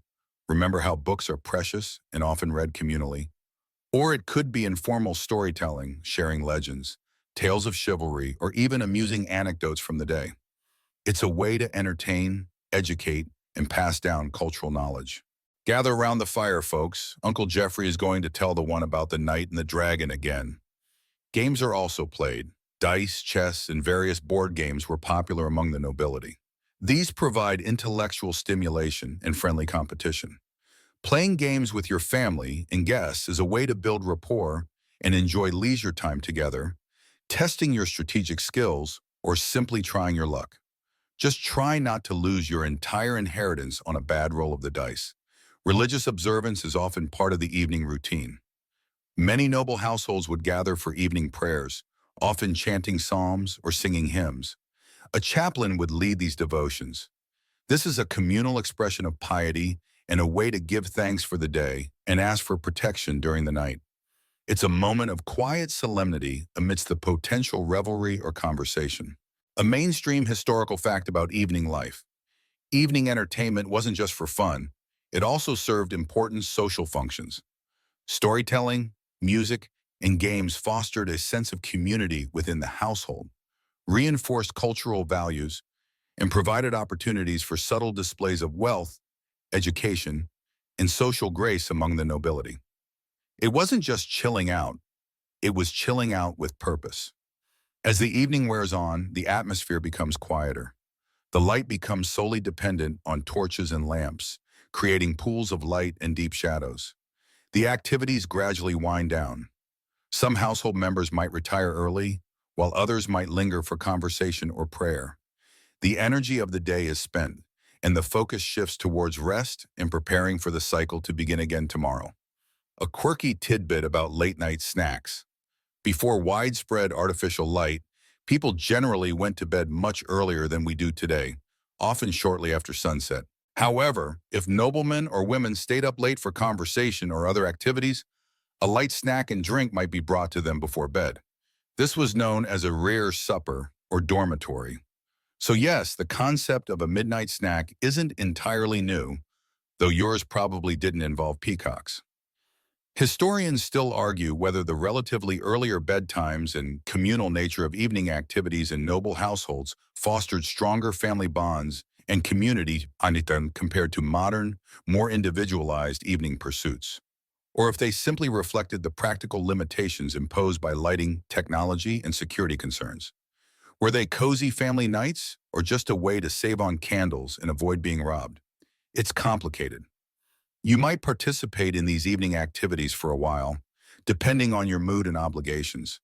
You might join in the music, listen to a story, play a game of chess, or simply sit and converse quietly with favored companions. It's a chance to shed some of the weight of formal responsibility and engage on a more personal level, while still maintaining the dignity and expectations of your position. The sounds of the castle at night are different from the day. The creaks and groans of the old stone structure seem more prominent. The sounds of the outside world, wind, animals, perhaps a distant watchman's call, filter in. The air cools, especially in the stone chambers. Servants move about quietly, banking fires, checking locks, preparing chambers for the night. As you feel tiredness begin to truly set in, you signal your intention to retire. Your ladies-in-waiting attend you, helping you make the final preparations for the night. The Dewahim, with all its varied responsibilities, social interactions, and moments of relative leisure, is drawing to a close. The transition from the public spaces of the hall to the private chambers where you will spend the night is the final step in the daily cycle. A move from the communal life of the castle to the solitude or intimate company of your personal space. And that personal space, particularly your bed, holds its own significance, its own rules, and its own hidden complexities, far away from the watchful eyes of the busy household. You signal your intention to retire, a subtle nod or a quiet word to your lady-in-waiting perhaps, who is always attuned to your needs and desires. The household begins to stir around you in quiet deference. While some may continue their evening activities for a while, your departure from the common space marks a significant shift. It's a signal that the more public part of your day is concluding, and the focus is now on the transition to rest, or at least to a different kind of activity behind closed doors. You rise, perhaps accepting a hand from a nearby attendant, and make your way out of the hall or chamber where you've spent the evening. The sounds of conversation and soft music begin to fade behind you as you move through the castle corridors. The air might be cooler now, the stone walls radiating the chill gathered through the day. Your footsteps, perhaps accompanied by the hushed rustle of your gown and the quieter steps of your attendants, echo softly in the passageways. This journey to your bedchamber isn't just a short walk. It's a symbolic passage from the relatively open, communal spaces of the castle, where you are always, to some extent, on display and fulfilling your public role, to a space that is yours, or at least more yours than any other room in the castle. It's your private sanctuary, though that term needs a bit of medieval calibration. Think of it less as a completely isolated modern bedroom and more as a semi-private zone that still has a revolving door of approved personnel. Your personal bubble is considerably smaller and more permeable than you're probably used to. Finally, you arrive at the door to your bedchamber. It might be a simple wooden door, perhaps reinforced with iron bands, or it could be grander, depending on the wealth and importance of your household. It might be guarded by a trusted servant or two, a visible sign that this is a space of significance, not simply another room. You step inside and the door closes behind you and your immediate retinue, providing a welcome, if limited, sense of enclosure. Your bedchamber. This is the heart of your personal space, the room where you begin and end each day, where you are most intimately attended, and where some of the most private aspects of your life unfold. It's likely located in a more secure part of the castle, perhaps on an upper floor or within a designated tower or wing, adding another layer of physical separation from the general hustle and bustle. The room itself would vary greatly depending on the era in the specific castle, but let's imagine a comfortable, well-appointed chamber appropriate for a noblewoman of your standing. The walls might be plastered or, if you're very wealthy, adorned with tapestries. These weren't just decorative. In a stone castle, tapestries helped insulate against the cold and damp, making the room feel warmer and less echoey. They also offered a visual feast, depicting scenes from history, mythology, or everyday life. Think of them as the original wallpaper, but way more expensive and also serving as draft excluders. The floor might be stone or wood, likely covered in rushes, which needed to be changed periodically as they collected dirt, crumbs, and other things. Smelling salts might have been necessary not for fainting spells, but just for coping with the general aroma of the floor. Furniture is relatively sparse compared to a modern room, but what is there is likely functional and valuable. There might be one or two chests used for storing clothing, linens, and personal possessions. A stool or a simple chair, maybe a small table for writing or holding objects. A fireplace is a crucial feature, providing warmth and light, especially during the long, cold nights. The glow of the fire is likely the main source of light now, supplemented by oil lamps or beeswax candles. Tallow candles smelled terrible and were a sign of lower status, so you'd definitely opt for beeswax if you could afford it. The dance of firelight and shadow makes the room feel both cozy and a little mysterious. But the undisputed centerpiece of the room, the very reason for its name, is the bed.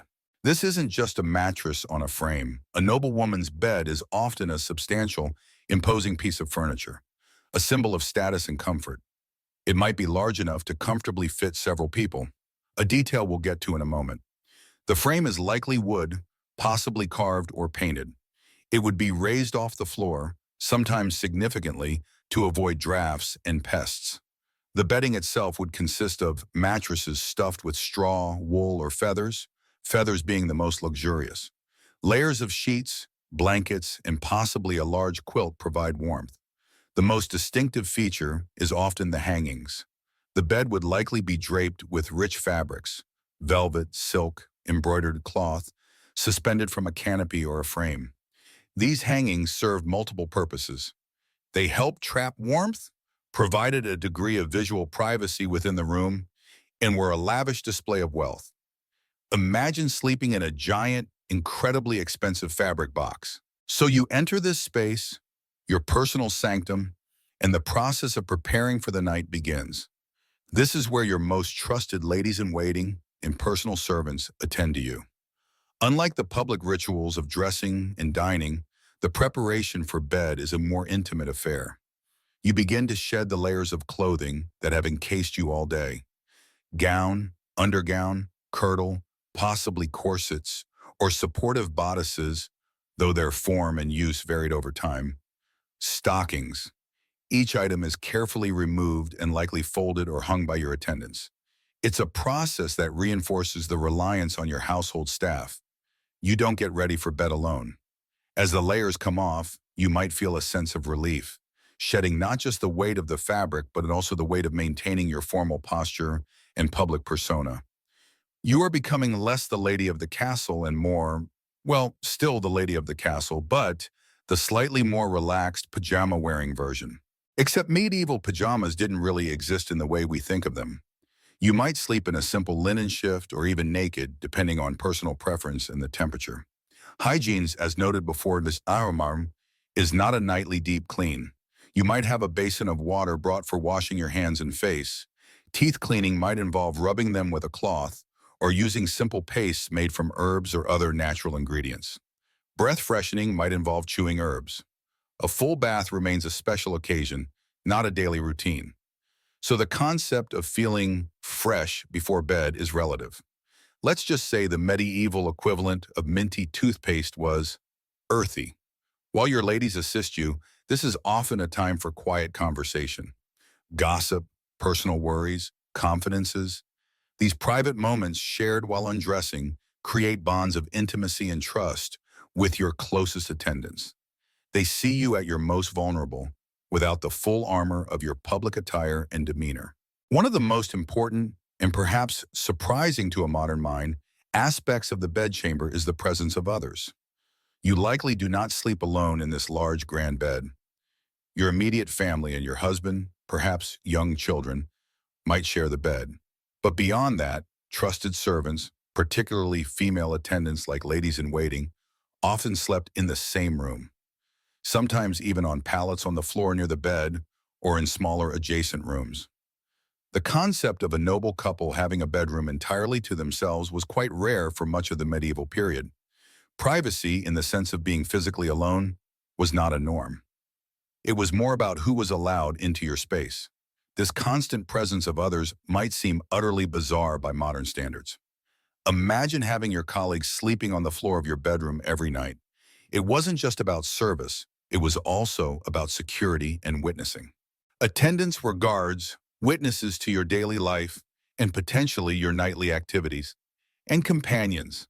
It was a communal living arrangement, even at the highest levels of society. So that private sanctuary often had a rotating cast of characters present. Sleep tight, don't let the bedbugs bite, and please try not to snore too loud. Mildred is right there. A mainstream historical fact about the bedchamber.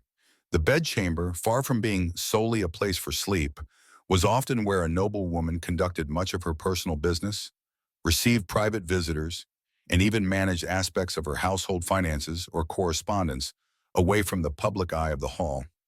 It was a semi-official space for personal governance.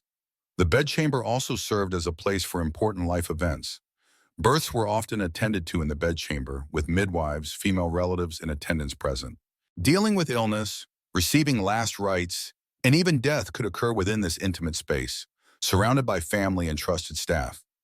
It was where the cycle of life unfolded in its most personal moments. Beyond the obvious activities of sleeping and dressing, the bedchamber held many hidden uses.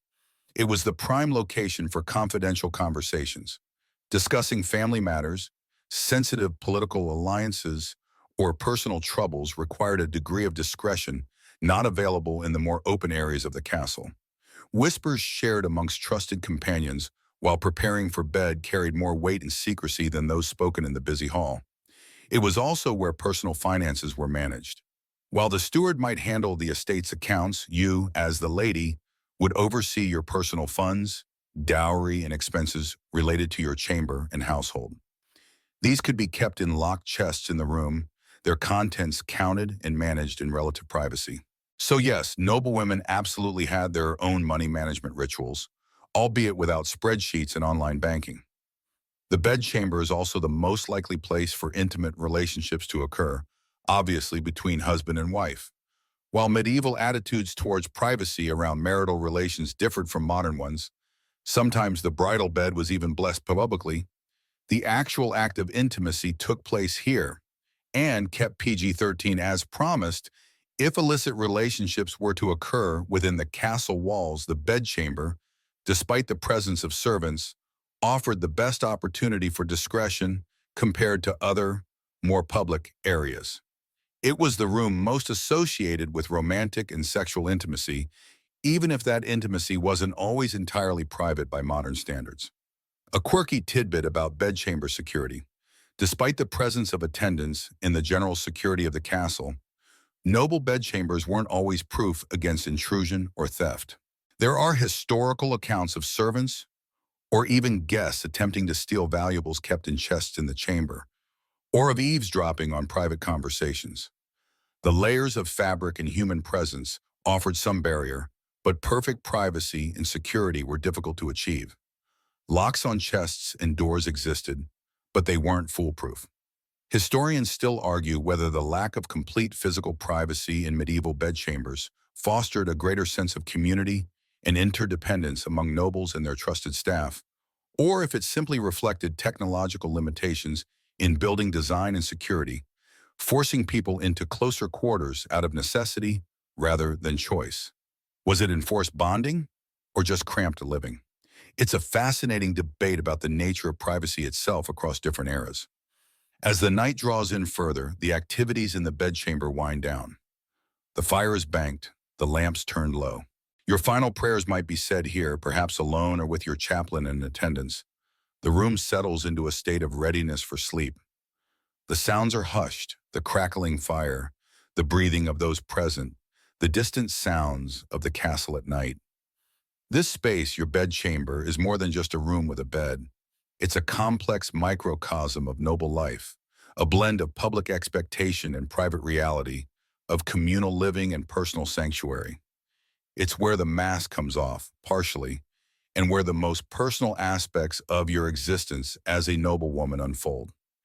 It holds secrets, comfort, vulnerability, and status, all contained within its tapestry-hung walls and centered around that grand, shared bed. And as you finally prepare to lie down in it, the true purpose of the night is upon you with its own set of desires, rules, and potential dirty tricks lurking in the quiet hours. So you're there, standing by the side of this monumental piece of furniture that dominates the room, your bed. It looms large, often raised quite high off the floor, requiring perhaps a step or two to get into, like climbing into a slightly less glamorous covered wagon.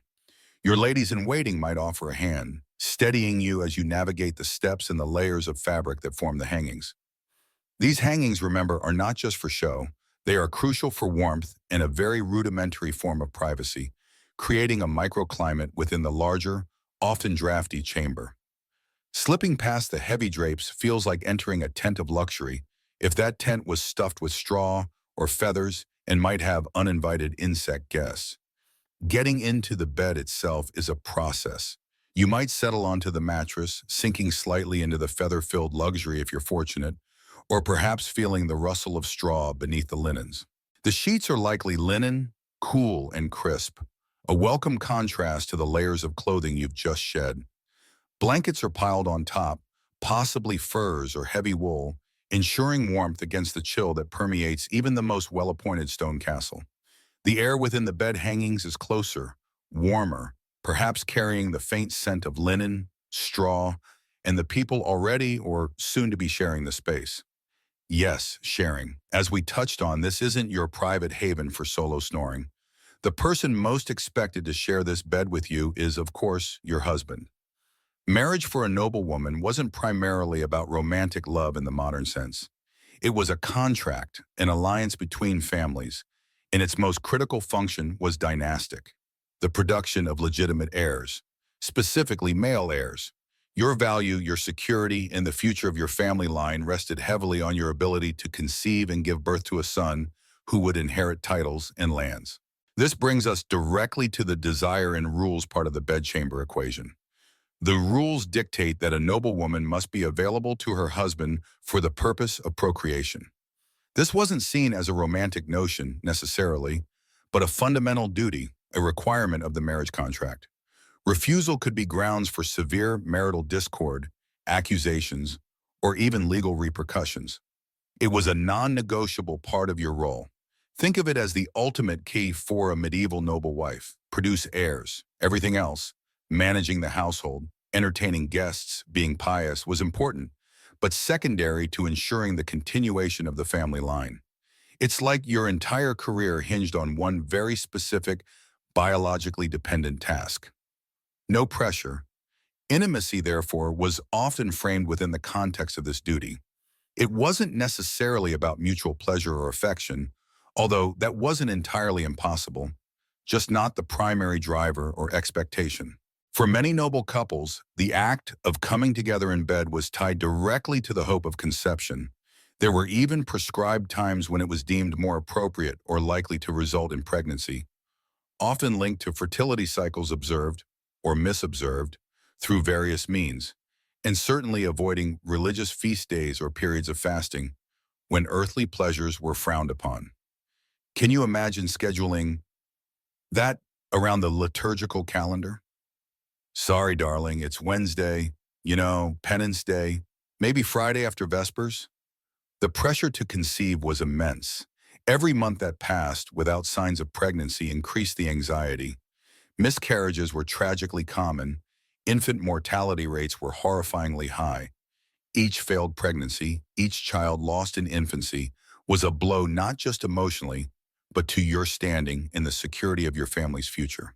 You would pray, perhaps use those quirky medieval cures we mentioned, maybe some strange poultice or an amulet blessed by a local wise woman or priest, anything to encourage fertility and ensure a healthy birth. Your bed, therefore, wasn't just a place of rest.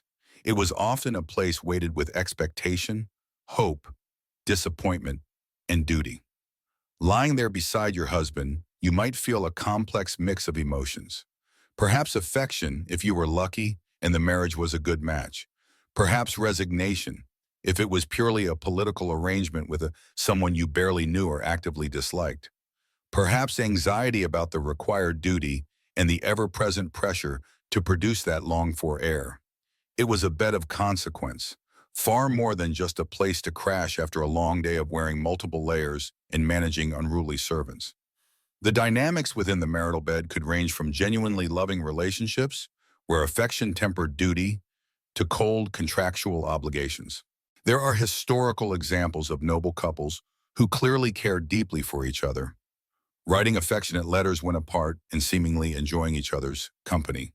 But there are also plenty of examples of marriages that were strained, distant, or even hostile. Remember, you likely didn't choose your husband based on compatibility or attraction. He was chosen for you based on land, title, and political advantage. So the person lying next to you might be a stranger, a trusted partner, or even someone you had to navigate with careful diplomacy. Communication about intimacy and desire, at least in any sense of modern partnership, was likely rare. The rules were understood. The husband had rights, the wife had duties. A woman's own feelings about intimacy, her desire or lack thereof, were secondary to the overarching goal of procreation. This isn't to say that medieval people were incapable of sexual pleasure or affection within marriage, but the societal structure heavily prioritized the functional aspect. It was a bit like being hired for a job where the only performance review metric was, did you successfully launch a tiny human project? And everything else was irrelevant. Beyond your husband, who else might be in the bed? As mentioned, young children might sleep with their parents for warmth and closeness. While wet nurses or other caregivers were common, particularly for infants, toddlers might share the main bed. And perhaps, though less common in the marital bed itself than on adjacent pallets, a trusted attendant might be very close BMI. This further complicates the notion of intimacy. Imagine trying to have a private conversation, let alone something more intimate, with little ears or adult ears pretending to be asleep just inches away. It underscores how different medieval privacy was. It was about who was allowed to be present, not about being physically alone. Let's take a moment to appreciate the sheer physical reality of a medieval bed. They were often significantly shorter than modern beds, designed for people to sleep propped up rather than lying flat. This might have been due to beliefs that sleeping flat was unhealthy, or simply easier given the limited space in a shared bed and the prevalence of digestive issues from a less than varied diet. So picture yourself not necessarily stretched out comfortably, but perhaps curled up or propped against pillows or bolsters. It's less sleeping like a log and more sleeping like a mildly uncomfortable question mark. The sounds of the night begin to settle around you. The crackle of the fire, if one is still burning low, the soft breathing of others in the room, the creaks and groans of the castle itself settling in the dark. Outside, perhaps the distant howl of a dog, the hoot of an owl, or the call of a guard on patrol. These sounds seep into your awareness. A reminder that even in the relative sanctuary of your bedchamber, you are still part of a living, breathing, potentially dangerous environment. Your senses are heightened, perhaps attuned to the presence of others in the bed, the room, the castle. A mainstream historical fact about noble marriage and inheritance. Primogeniture, the system where the eldest legitimate son inherits the entirety of his father's estate, title, and lands, became increasingly common throughout the Middle Ages, particularly among the nobility. This made the birth of a son not just desirable, but often absolutely essential for the continuity and power of a noble family, placing immense pressure on the noblewoman to produce that male heir. It wasn't just about having a child, it was about having the right child. The vulnerability you feel here is different from the public vulnerability of being on display in the hall. This is a more personal, emotional vulnerability. Your hopes, your fears, your body itself are central to fulfilling your role. The pressure to conceive, to carry to term, to birth a healthy child, it's a heavy burden carried primarily by the noblewoman. Failure in this duty could have severe consequences, not just for the family line, but for her own status and security. A barren wife might be set aside, pressured to enter a convent, or overshadowed by a husband who might seek to have children outside the marriage, though their legitimacy would be questioned. This was also a time when medical knowledge was rudimentary, and the processes of conception, pregnancy, and childbirth were poorly understood. Superstition, folk remedies, and religious rituals often filled the gaps in scientific understanding. Your hopes might rest as much on praying to a saint for fertility or wearing a specific charm as on any practical advice. It adds another layer of uncertainty and anxiety to the already high stakes. It's like playing the lottery, but the prize is your entire future and the future of your family. And the odds are, well, not great. A quirky tidbit related to medieval beds and intimacy. There are accounts and illustrations suggesting that some noble beds had hidden compartments or spaces within the bed frame or hangings, perhaps for storing valuables, or potentially offering a small, slightly more secluded spot within the often crowded bed area itself. While not a secret passage, perhaps a mini panic room for your jewels or a place to hide a forbidden snack. Or maybe just where you kept the medieval equivalent of a TV remote, though I highly doubt it. Lying in bed, perhaps waiting for your husband to join you, or perhaps with him already there, the weight of expectation hangs in the air like the heavy bed hangings. The rules are clear. Duty calls. Your body is, in a very real sense, a vessel for the future of your lineage. Your own feelings, your own desires, while they might exist, are often secondary to this primary function. Historians still argue whether the concept of marital duty in the Middle Ages was primarily a legal and religious obligation focused solely on procreation, or if there was more room for mutual affection and even pleasure within the confines of sanctioned marriage than historical records, often written by churchmen emphasizing the functional aspect, let on. Were medieval bedrooms purely transactional, or was there more behind the closed or semi-closed drapes? It's a fascinating debate about the emotional lives of people whose marriages were arranged for very practical reasons. So as you settle into this elaborate, imposing bed, surrounded by layers of fabric, perhaps sharing the space with others, the quiet of the night isn't empty. It's filled with the silent weight of expectation, the hope for an heir, the reality of marital duty, and the complex, often unvoiced, dynamics playing out in the darkness. It's a place where the personal and the political, the private and the dynastic, collide in the most intimate of settings. And while sleep might eventually come, the thoughts and anxieties of your role as a noblewoman, centered around this bed and its purpose, rarely truly rest. So, after the weight of duty and expectation has settled, or perhaps lingered uncomfortably, the body eventually demands rest. Sleep. But what was sleep like for you, a noblewoman in a medieval castle? It's probably not the continuous 7 or 8 hours we aim for today, if we're lucky. Medieval sleep patterns were often quite different, a phenomenon known as segmented sleep or biphasic sleep.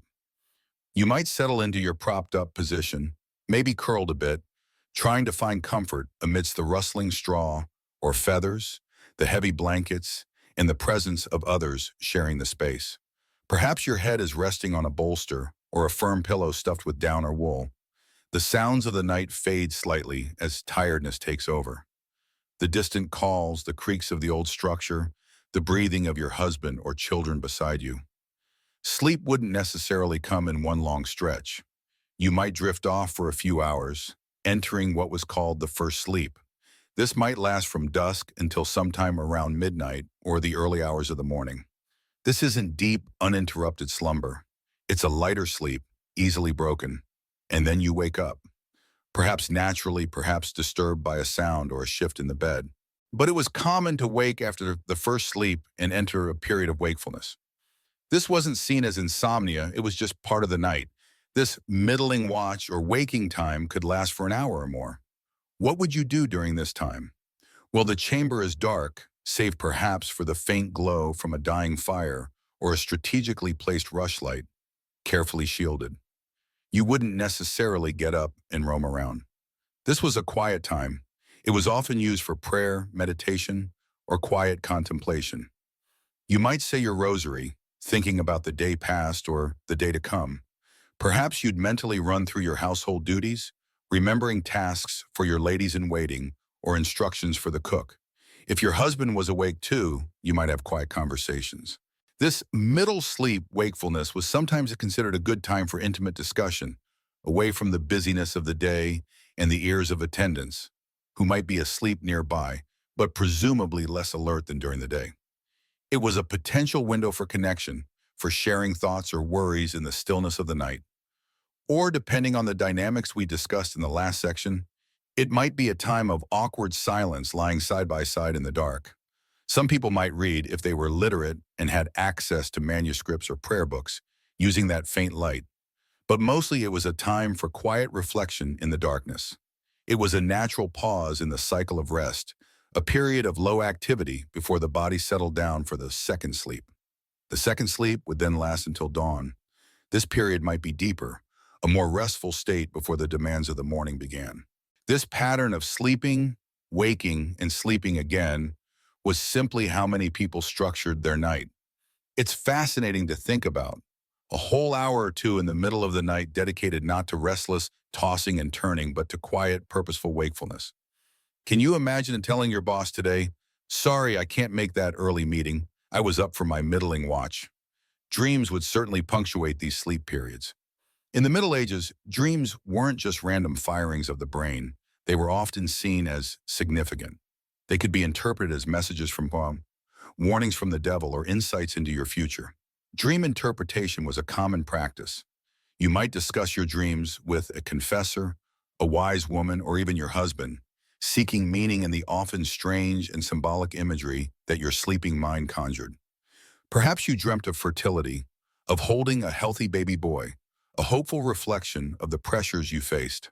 Or maybe you dreamt of dangers, a political enemy, a fire in the castle, a difficult childbirth. Dreams could fuel anxiety or offer comfort, depending on their content and how they were interpreted. They were another layer of the mental landscape you navigated, even in your unconscious state. It adds a whole new dimension to sleep on it, doesn't it? You might wake up convinced a specific dream held vital prophecy. The discomforts of the bed could also affect sleep. As mentioned, they weren't always long enough for modern sleeping positions. Sleeping propped up might alleviate digestive issues or simply be a cultural habit. But imagine trying to get truly comfortable like that night after night. The straw mattress could become lumpy, the feathers might shift, creating uneven surfaces. And then there are the potential uninvited guests: fleas, lice, bedbugs. Hygiene wasn't what it is today, and these tiny creatures were simply a part of life. Their bites and crawling sensations could certainly interrupt your sleep, adding itchiness to your nightly contemplation. The temperature fluctuations in a stone castle were also extreme. Even with heavy hangings and blankets, the cold could seep in during the long winter nights. You might wake shivering, pulling the furs tighter around you. In the summer, the chamber could become stuffy, especially with the hangings drawn, trapping warm air and the collective body heat of everyone in the bed. Comfort was relative and often hard-won. The sounds of the night would also shape your sleep. While the chamber might offer some insulation, you'd still hear the life of the castle around you. The measured tread of guards on patrol, their calls of all's well, echoing through the corridors. The occasional whinny of a horse in the stable courtyard, the scratching of rodents within the walls, an ever-present reality. These sounds weren't necessarily alarming. They were the background noise of your world, perhaps even offering a sense of security, knowing that the castle was active and guarded. But they could also easily jolt you awake, especially during that lighter first sleep. Waking from the second sleep would be signaled by the gradual arrival of dawn. Light would begin to filter through any small windows or breaches in the hangings. The sounds of the castle would change. The stirring of servants, the lighting of fires, the preparations for the day. There was no snooze button, no hitting reset on your sleep cycle. Your body, attuned to the natural rhythm of light and dark, would begin to prepare for wakefulness as the sun began its ascent.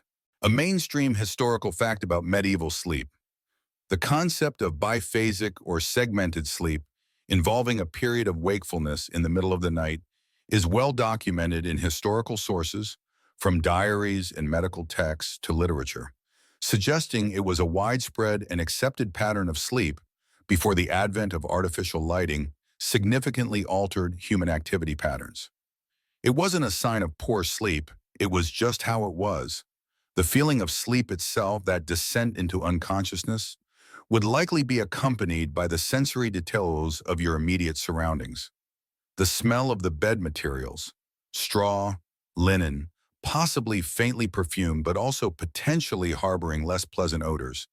The feel of the heavy blankets, the weight of a child or husband beside you.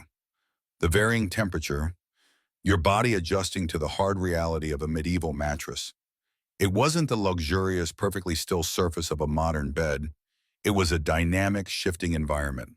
And then there were the worries that sleep might not entirely banish. The anxieties about childbirth, the health of your existing children, the political maneuverings of your family and your husband's family, the sheer responsibility of managing a large household. These concerns could easily seep into your dreams or keep you company during that quiet middling watch. Your mind wasn't always able to fully switch off from the pressures of your position. Consider the contrast between the expected outward calm and piety of a noblewoman and the potential inner turmoil that might manifest during sleep or the waking hours of the night. Outwardly, you present a composed, virtuous front. In the quiet darkness, however, your fears, hopes, and perhaps unspoken frustrations might come to the surface, even if only in the cryptic language of dreams.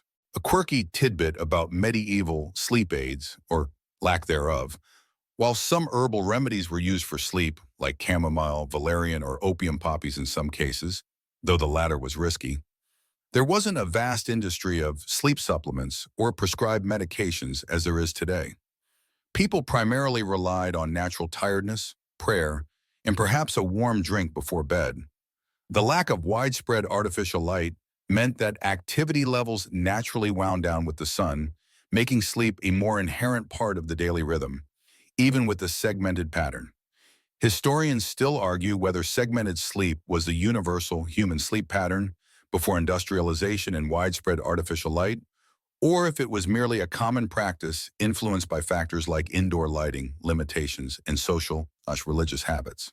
While the evidence for its prevalence in medieval Europe is strong, whether it's our innate sleep rhythm or a culturally conditioned one remains a point of academic discussion.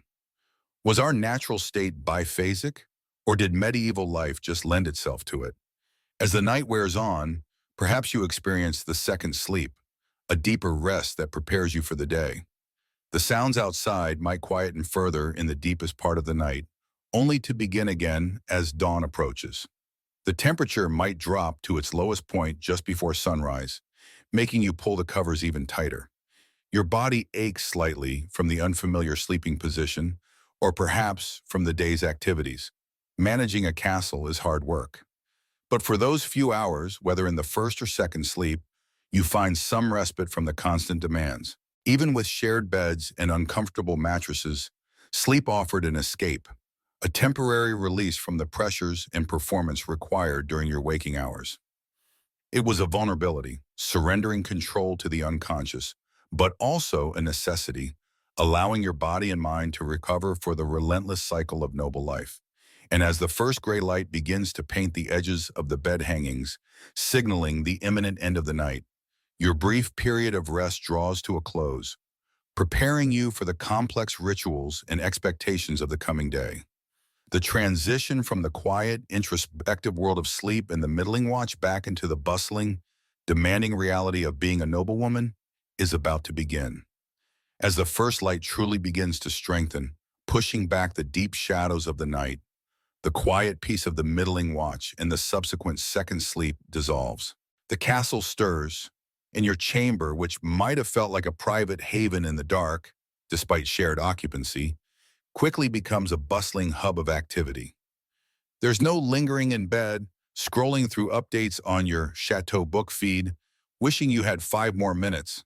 Your status demands promptness, order, and a swift transition from the vulnerability of sleep to the composed front of a noblewoman. The first indication that the night is truly over is often the arrival of your personal attendants, typically ladies in waiting and chamber servants, who have likely been sleeping in nearby chambers or even just outside your bed curtains. They approach quietly at first, stirring the fire if it has died down, bringing fresh water, and generally preparing the space for your waking.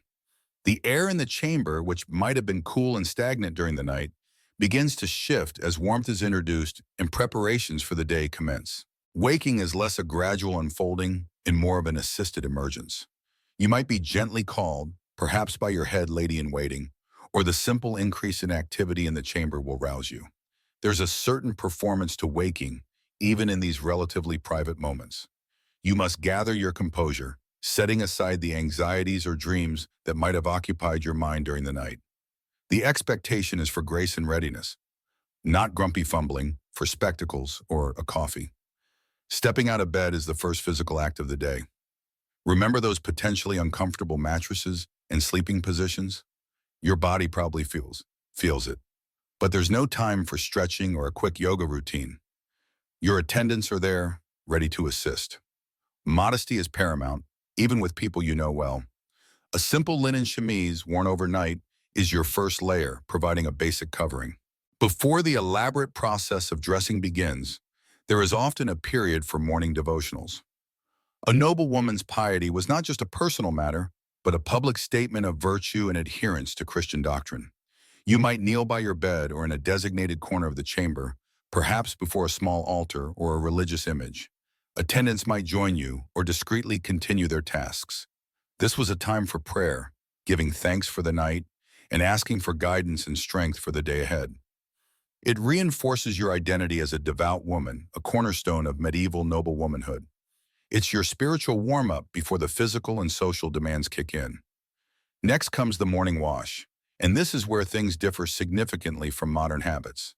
Daily full immersion baths were uncommon, primarily due to the logistics of heating vast amounts of water and the cultural beliefs surrounding bathing, which varied over time and region, but often associated public baths with immorality and excessive bathing with weakening the body. Instead, washing was typically focused on the visible parts of the body, hands, face, and neck. Your attendants would bring basins of water, perhaps heated slightly, and clean linen cloths. You would wash these areas, refreshing yourself after the night.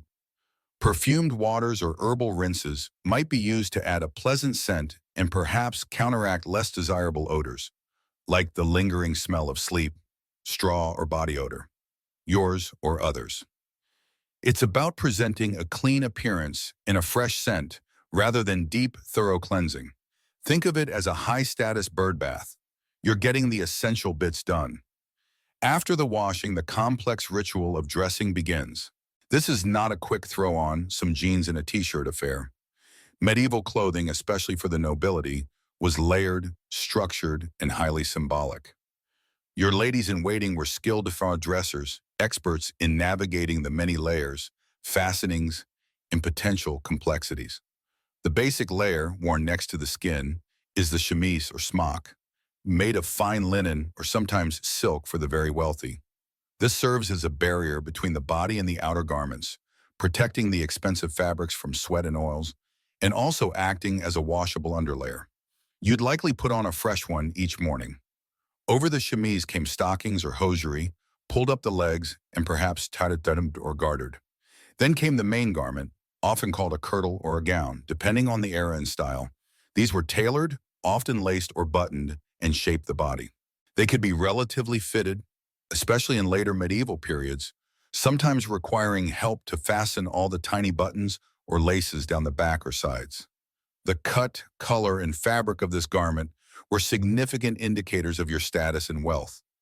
Rich, vibrant colors achieved with expensive dyes, like reds from Kermes insects or blues from woad or indigo, and luxurious fabrics like silk, velvet, and fine wools were reserved for the elite.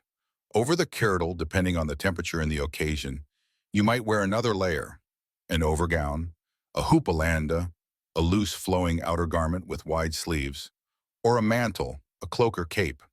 These outer layers added warmth, gravitas, and further opportunities for displaying wealth through fabric, fur lining, and elaborate trim.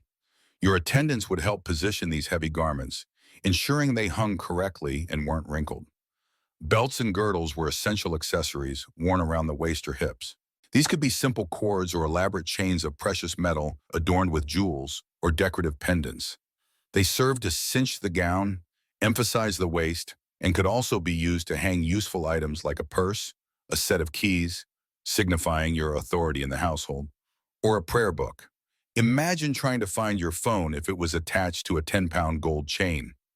Hairstyling was also part of the process, though unlike modern times where hair is often a primary feature.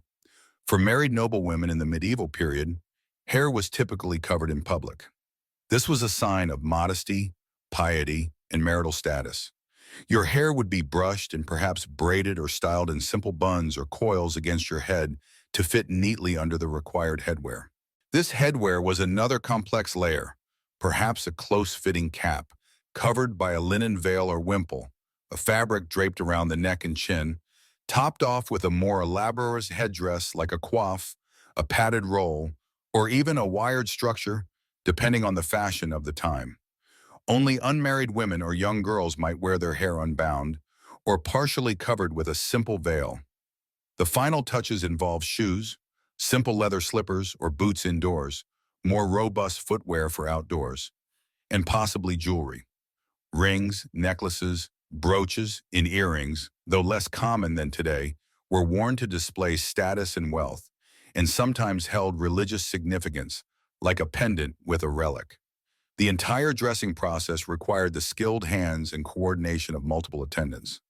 It was a choreographed performance, a daily transformation from a sleeping individual into a polished, public figure. You are not simply putting on clothes, you are putting on your status, your virtue, and your role. The importance of presenting a perfect noble image cannot be overstated.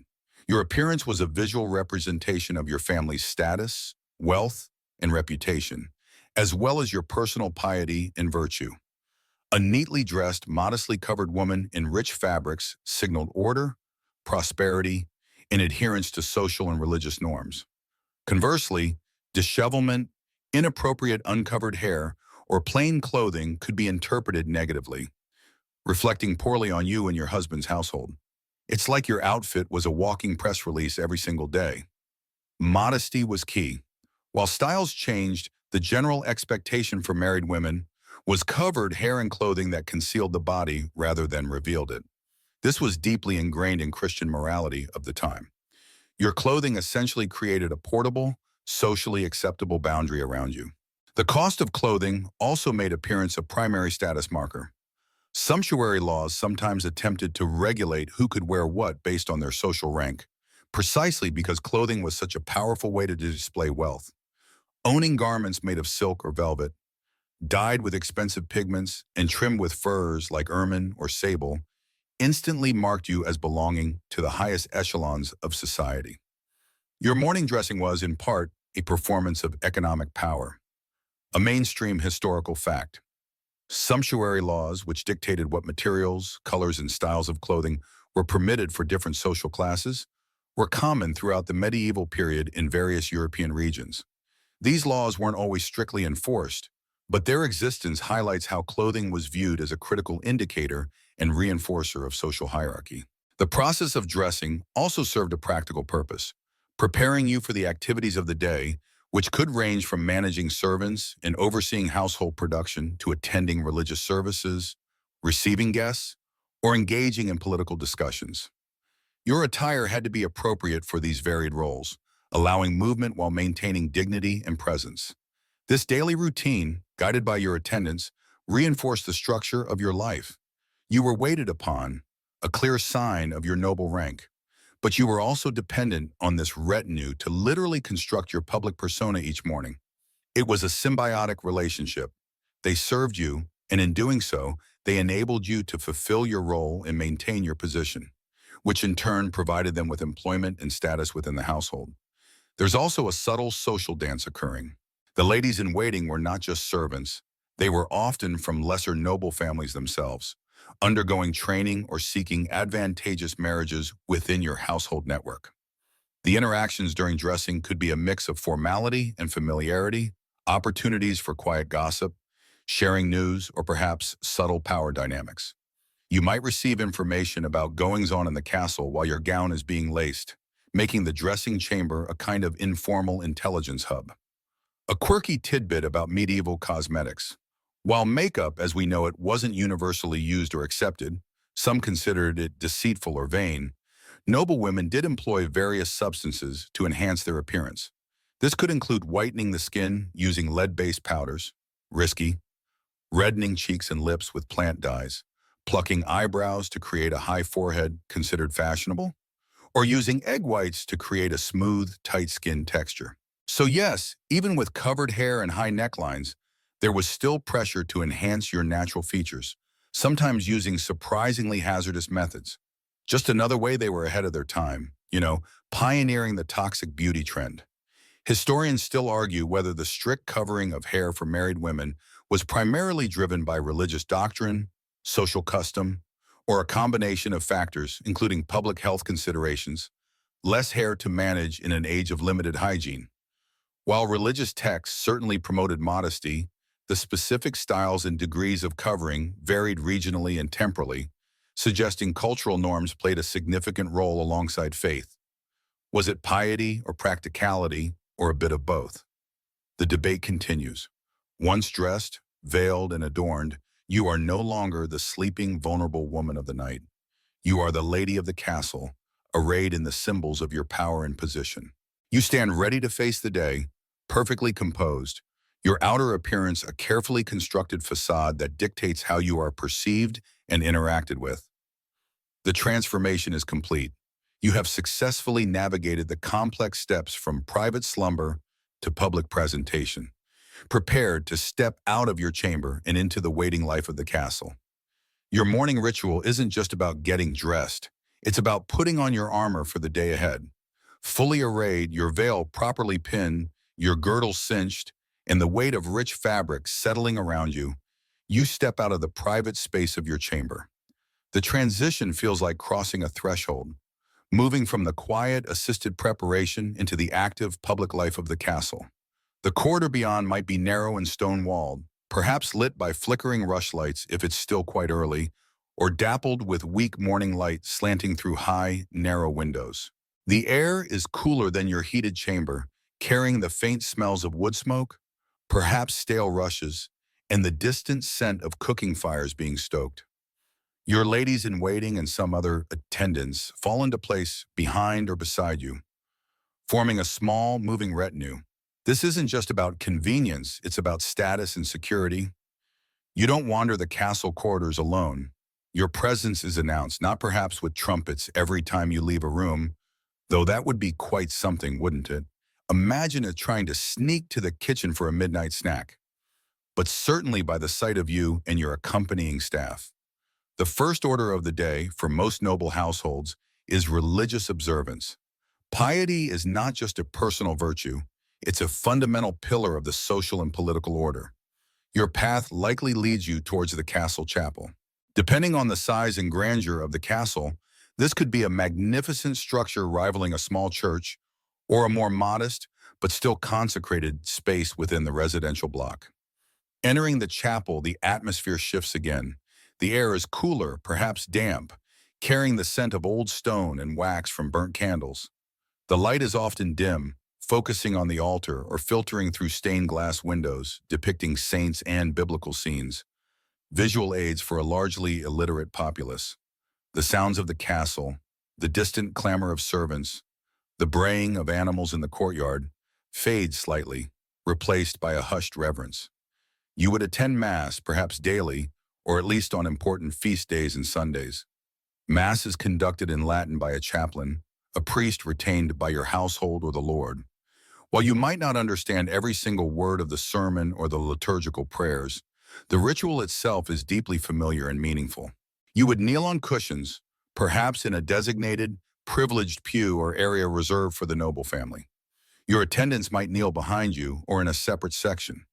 This time in the chapel is for prayer, reflection, and reaffirming your faith. It's a moment of quiet contemplation before the demands of the day truly begin. You might pray for the well-being of your family, the success of your husband's endeavors, for guidance in your duties, or simply for the salvation of your soul. For some noblewomen, known for their deep personal piety, this could be an extended period of private prayer and devotional reading. If you were literate, which many noblewomen were, contrary to popular belief about widespread illiteracy, beyond Mass, you might have specific personal devotions. Perhaps you pray before a private altar in your chamber before leaving it, as mentioned before, or you have specific prayers you recite at certain hours, following the monastic pattern of the divine office, even if in a simplified form. Possessing illuminated manuscripts of psalters or books of hours, richly illustrated and bound, was a sign of both wealth and devotion, and you might spend time poring over these beautiful, precious objects. Historians still argue whether the public display of piety by the nobility was primarily a genuine expression of faith or a strategic performance to legitimize power and authority in a society where the church held immense influence. While undoubtedly many were deeply devout, there's little doubt that appearing pious was politically advantageous, showcasing you as a moral and worthy leader. It's a classic chicken or the egg scenario with a halo. Leaving the chapel, the castle world rushes back in. The quiet contemplation is replaced by the practicalities of running a large household. Your next steps take you into the heart of the administrative areas. As the lady of the castle, you hold significant responsibility for household management, especially when your husband is away fighting or dealing with other affairs. Even when he is present, much of the internal workings fall under your purview. You might meet with key members of your staff. There's the steward, or seneschal, the chief administrator responsible for the estate, lands, and finances, but also often overseeing the household. There's the pantler, in charge of the pantry and bread, the butler responsible for Britain, ale, and the buttery, the cook, the laundress, the chamberlain, overseeing the private chambers and personal staff, and many others depending on the size of the household. Think of it as managing a small village, but everyone lives in your house and their performance directly impacts your daily life. Your morning meetings would involve discussing the day's schedule, inspecting accounts, planning meals, checking on supplies, making sure there's enough grain, meat, wine, firewood, and dealing with staffing issues or minor disputes among the servants. You are the CEO of the castle's domestic operations. This requires significant organizational skills, a firm hand, and a detailed understanding of everything from butchering livestock to weaving cloth to managing budgets. You are probably better at inventory management than most modern grocery store managers. You might inspect the stores of food and drink, ensuring quality and quantity are sufficient. You discuss upcoming events, guests arriving, a feast being planned, supplies needing to be purchased or traded for. You would oversee the workshops within the castle walls, perhaps where textiles are woven, clothes are mended, leather goods are made, or grain is milled. Your role is supervisory and managerial. You delegate, you decide, you oversee. This household management isn't just about logistics, it's also about maintaining the social order within the castle walls. A well-run household reflects well on the lord and lady, demonstrating competence, authority, and prosperity. Conversely, a chaotic or poorly supplied household could be a source of shame and instability. Your reputation and that of your family is tied to your ability to manage this complex operation effectively. A quirky tidbit: the position of Urer was a specific role within a noble household, responsible for bringing ewers, pitchers, of water and basins for washing hands, especially before and after meals. Given the limited personal hygiene routines, frequent hand washing, even just a quick rinse, was particularly important. And the Urer's job highlights the small, specific tasks required to maintain even basic cleanliness and ritual in a large medieval household. It wasn't just about carrying water. It was a recognized position, often held by a man, sometimes a page or squire in training, signifying its importance in the daily rituals of nobility. Someone had to be in charge of the fancy sink setup. Around mid-morning, or perhaps a little later, there might be a meal. The timing and nature of medieval meals differed significantly from modern patterns. Breakfast, as we understand it, a substantial meal first thing in the morning, was often not a standard practice for adults, particularly the upper classes. The first main meal of the day was typically dinner, eaten in the late morning or around midday. However, some form of morning sustenance might be taken, especially if the day started very early or involved physical activity, less common for a noblewoman, but her husband or sons might. This could be a light bite, perhaps some bread and ale or wine. For laborers or those starting their day before dawn, a more substantial breakfast was common. But for you, having perhaps just finished Mass and started household duties, a full feast before noon is unlikely. Let's imagine you do have a light morning repast. It might be taken in your chamber or a private solar, a living room or withdrawing room, rather than the Great Hall, offering a bit more privacy. The food would be simple, good quality bread, perhaps some cheese or dried fruit, and a drink, no complicated pastries or elaborate egg dishes yet. It's more about breaking a short fast before the real business of the day kicks into high gear. Following these initial duties and perhaps a light meal, the morning opens up for various activities, including social interactions. Depending on who is present in the castle, you might spend time with your children, overseeing their education or a play. Noble children were often raised by wet nurses and then given over to tutors and governesses. But you would still be involved in their lives, particularly their moral and religious instruction, and potentially overseeing their education in noble manners and skills. You might also receive visitors. These wouldn't be casual drop-ins like calling a friend to see if they're home. Visitors would be announced and would have a specific purpose. This could include minor nobles from nearby estates paying their respects, merchants seeking patronage or trade, or even peasants from the surrounding lands petitioning for justice or assistance. Receiving visitors required a certain formality. You would likely be seated in a place of honor, perhaps in your solar or a smaller receiving room, arrayed in your full morning attire. Your attendants would be present, providing water for washing hands, serving drink or refreshments, again, likely ale or wine, perhaps spiced, and generally creating the appropriate atmosphere of noble hospitality and authority. These interactions could be brief and formal, or more extended depending on the visitor and their purpose. You might discuss local affairs, receive news from other parts of the region, listen to grievances, or engage in negotiations. Noble women were often involved in resolving disputes, acting as mediators or judges, drawing on their authority within the household and the community. It's like being a daytime talk show host, but instead of interviewing celebrities, you're settling property disputes and listening to complaints about rogue pigs. Conversation would flow, perhaps touching on religious matters, news from court or foreign lands, brought by travelers, discussions of health or family matters, and the omnipresent topic of the weather and its impact on crops. There wasn't reality TV or social media, so news traveled by mouth and letter, making personal interactions crucial for staying informed. Mainstream historical fact: noble women frequently acted as chatelaines, managing the castle and estate in their husband's absence, sometimes for extended periods during crusades, wars, or political service. This responsibility often included not only domestic affairs, but also dispensing justice, overseeing agricultural production, collecting rents, and even organizing the defense of the castle if threatened. This highlights the significant authority and capability expected of medieval noblewomen beyond the purely domestic sphere.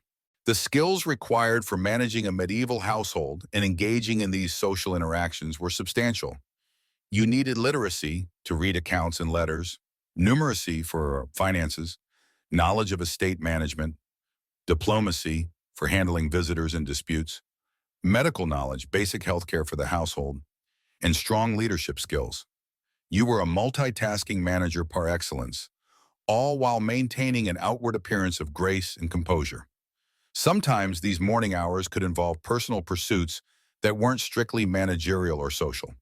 This might include reading, writing letters, working on embroidery, or other needlework, a highly valued skill and a way to produce valuable items for the household or for gifts, or playing music.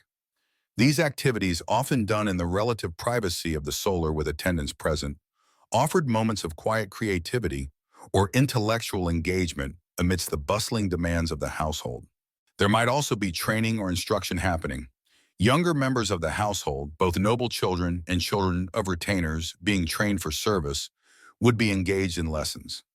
You might oversee this, ensuring they were learning their letters, numbers, manners, and practical skills. Education for noble girls often included reading, writing, music, dance, household management, and religious instruction. Historians still debate whether the medieval noble household should be primarily understood as an economic unit focused on production and consumption, a political entity focused on power and patronage, or a social structure centered around kinship and hierarchy. The reality was likely a complex blend of all three, with your morning duties reflecting the intersection of these different functions. It was a factory, a government office, and a family home, all rolled into one massive, drafty building. The sounds of the castle are your constant backdrop. The clatter from the kitchens, the distant clang of the blacksmith, the shouts from the courtyard, the murmur of voices in the hall. These sounds remind you that you are part of a large, living organism, one that you are responsible for helping to guide and maintain. By late morning, the preparations for the main meal, dinner, would begin to intensify. While the cook and kitchen staff are the primary actors, you would likely have overseen the planning, perhaps earlier in the day or the previous evening. Dinner was the most important meal, a social and often public event. But that comes later. For now, your morning has been a structured blend of spiritual duty, practical management, and necessary social engagement. You've affirmed your faith, run the numbers, settled a minor squabble, and received a visitor seeking favor. All before most modern people have finished their second cup of coffee. It's a testament to the demanding, multifaceted life of a medieval noblewoman. You are not just a decorative figure, you are an essential part of the machinery that keeps the castle, and the wider estate, functioning. As the faint light of dawn begins to filter through the heavy bed curtains, or perhaps just the sounds of the household stirring reach your ears, you slowly surface from sleep. The anxieties of the night, the pressures of lineage, the uncertainty of your future, the sheer weight of expectation might still cling to you like the chill morning air. But as you become more fully awake, your thoughts shift. While your life is undeniably bounded by rules, tradition, and the expectations of men, you are far from powerless. In fact, within the elaborate cage of your position, you wield significant, if often hidden, influence. You might not command armies or sit in council with the king, unless you happen to be a queen or very powerful regent, but your sphere of influence is vast and vital. It begins right here in your bedchamber. This room, where you receive visitors and manage your personal affairs, is a hub of information and connection. The women who attend you, your ladies-in-waiting, your most trusted maids, are not just servants. They are your eyes and ears, your messengers, and often your confidants.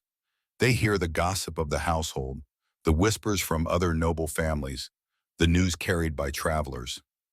You learn of alliances being forged, reputations being made or broken, opportunities arising and threats looming, and all while getting your hair brushed or your gown laced. This information network is incredibly valuable, and you are at its center, discerning truth from rumor, deciding what to share and with whom. Beyond your personal retinue, you manage the entire household, a responsibility that is both demanding and gives you immense practical power. The manor or even the castle is your domain in a very real sense. You oversee the procurement of food, wine, and other supplies, often from numerous tenants and suppliers. You manage the kitchens, the laundries, the stables, the gardens, the workshops. You direct a small army of servants, from the steward and housekeeper down to the lowest scullery maid and stable boy. This requires shrewd organizational skills, a firm hand, and a deep understanding of logistics and economics. You are, in essence, the CEO of a complex, self-sufficient enterprise. Your husband might be the face of the estate to the outside world, dealing with feudal obligations and legal matters, but it is often your management that ensures the household runs smoothly, efficiently, and within budget. Mismanagement could lead to waste, debt, and ruin, reflecting poorly on the entire family.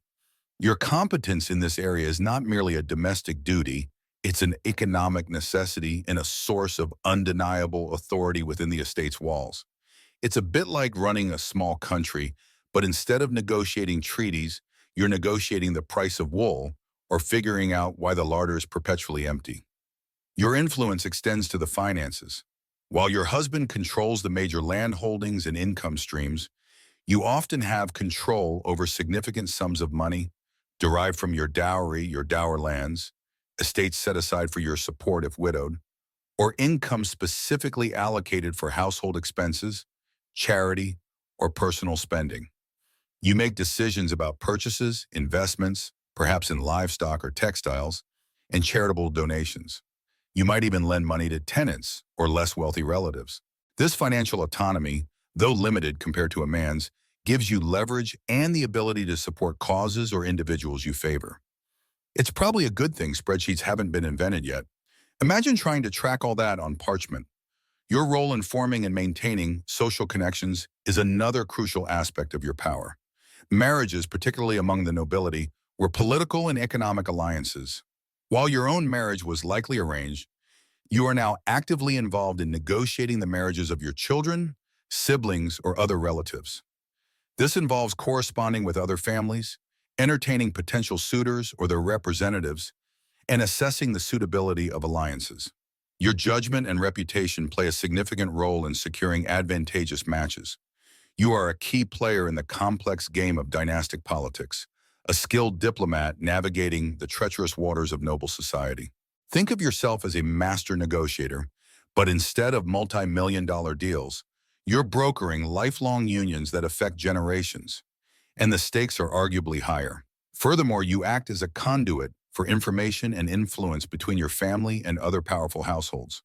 Through visits, letters, and intermediaries, you exchange news, opinions, and veiled messages. Your drawing room, or indeed your bedchamber during certain hours, is a salon where alliances are subtly tested and strengthened.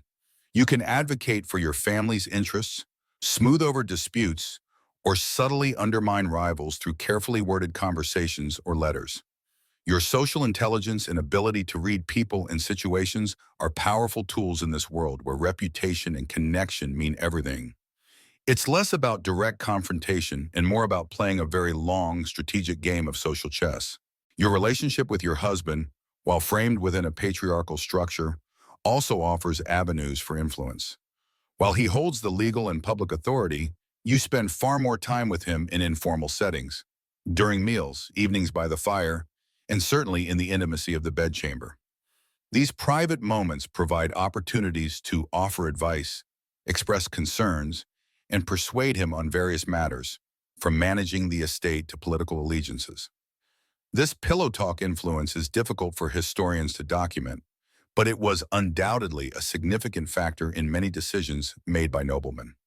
A smart noblewoman knew how to choose her moments, plan ideas subtly, and frame her advice in a way that appealed to her husband's interest or pride. It's the original, honey, wouldn't it be great if we strategy refined over centuries. Your piety, if you are devout, also grants you a form of moral authority. Noblewomen often acted as patrons of churches, monasteries, and convents. You might endow chapels, commission religious artworks, or support charitable institutions. This not only accrued spiritual merit, but also increased your standing within the religious hierarchy and community. Some noblewomen even founded convents or became abbesses, positions of considerable power and independence for women in the medieval period.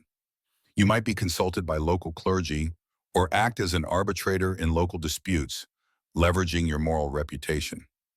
Education is another area where noblewomen exerted significant influence. While sons might be sent away to be educated or fostered in other noble households, you were often primarily responsible for the early education of all your children, particularly your daughters.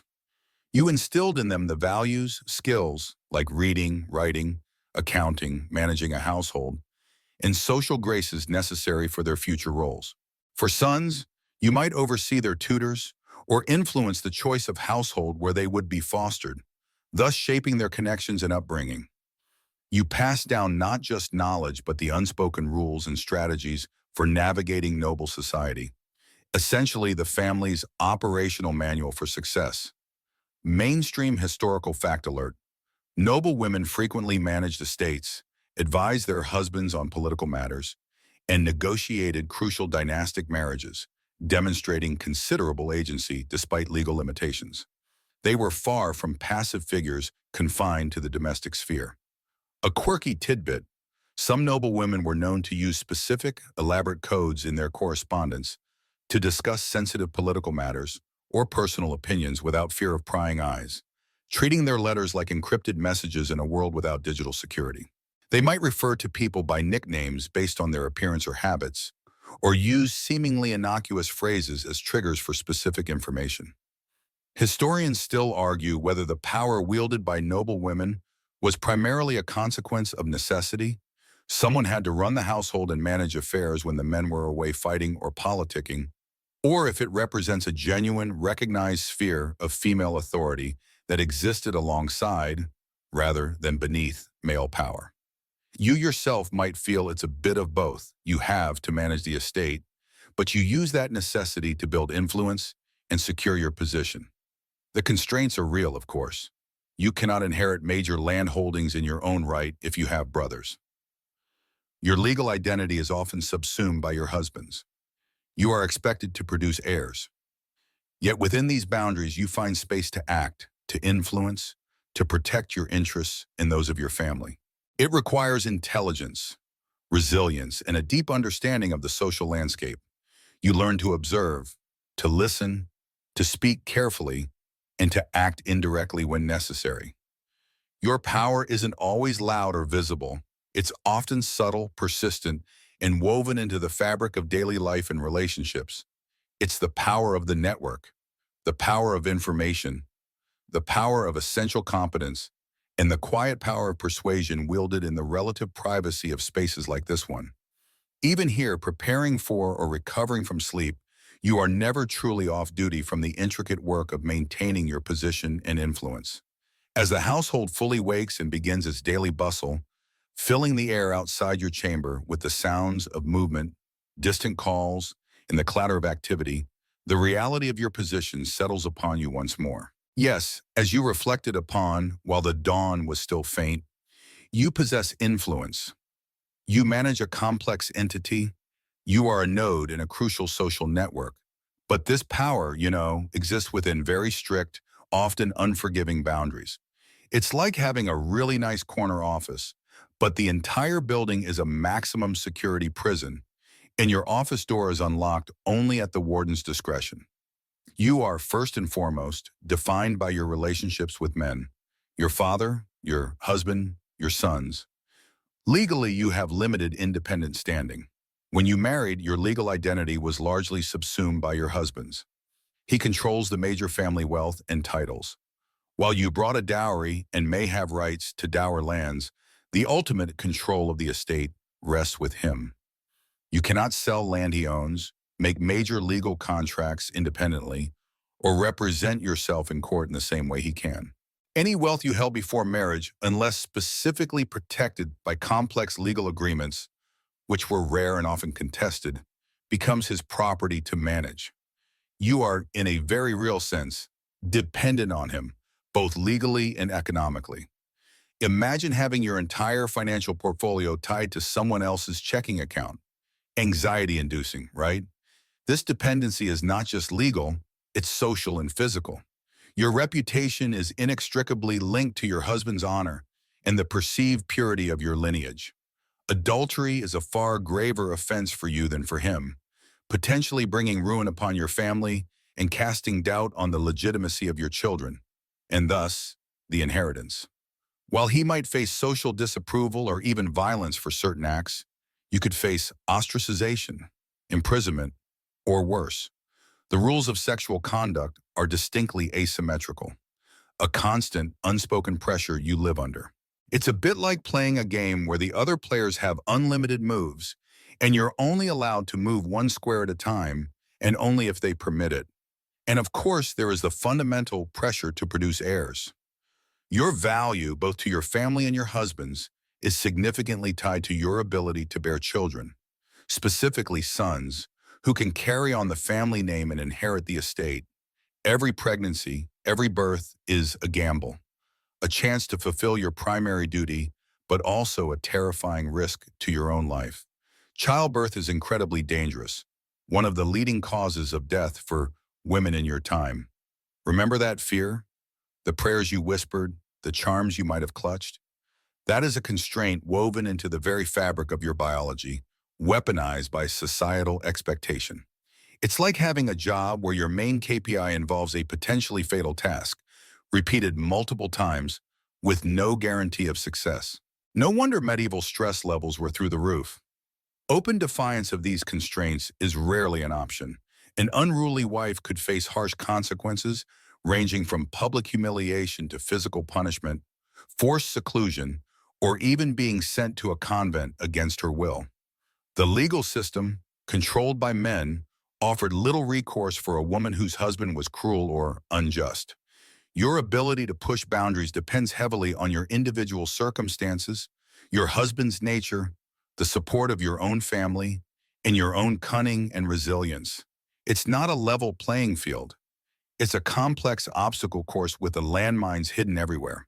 Yet, despite these formidable limitations, noble women were not merely passive figures accepting their fate. Within the very structures designed to constrain you, you find and exploit spaces for agency and subtle resistance.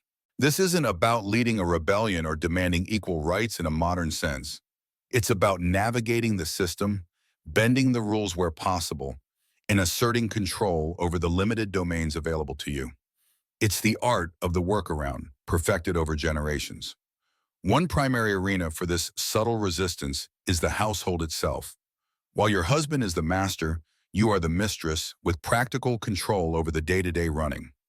You can create a household culture that reflects your values, favor certain servants or disfavor others, control access to your husband, and manage the flow of information within the domestic sphere.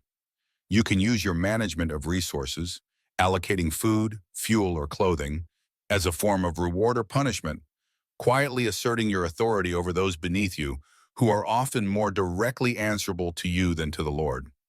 This isn't just administration, it's governance on a micro scale. You might not sit on the king's council, but you absolutely rule the pantry.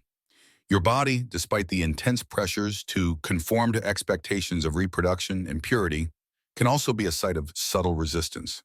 While the timing of sex is often dictated by your husband's desires or the need to conceive, some historical accounts suggest noble women employed various methods to control their fertility, albeit often unreliable ones. Using knowledge of herbal remedies, timing based on menstrual cycles, however imperfectly understood, or even employing physical methods, like that potentially dangerous crocodile dung mixture we talked about earlier. Shudder. Women sought to space out pregnancies or avoid them altogether, reclaiming a degree of autonomy over their own bodies. This was often done in secret, a quiet act of defiance against the relentless demand for heirs. Imagine the sheer nerve it must have taken to explore these options in a world where everything about your body felt like public property. Your influence over children provides another critical avenue for subtle resistance. While sons are expected to follow their father's path, You raise them in their formative years. You can subtly instill values, shape their understanding of the world, and forge bonds that might last a lifetime and influence their later decisions. For daughters, you are their primary educator and role model, teaching them not just the skills needed to run a household and attract a husband, but also, perhaps, the quiet strategies of survival and influence you have mastered. You pass down the wisdom of navigating a patriarchal world, sharing the unwritten rules and the clever tricks. It's like a secret family recipe for wielding soft power. Furthermore, the bonds you form with other women, your female relatives, your ladies-in-waiting, other noble women, are vital. These networks provide emotional support, practical assistance, and crucially, a channel for exchanging information and coordinating actions outside the direct control of men. You can confide in each other, offer warnings, share gossip that can be weaponized, or even collaborate on strategies to achieve shared goals, whether protecting family interests or resisting abusive husbands.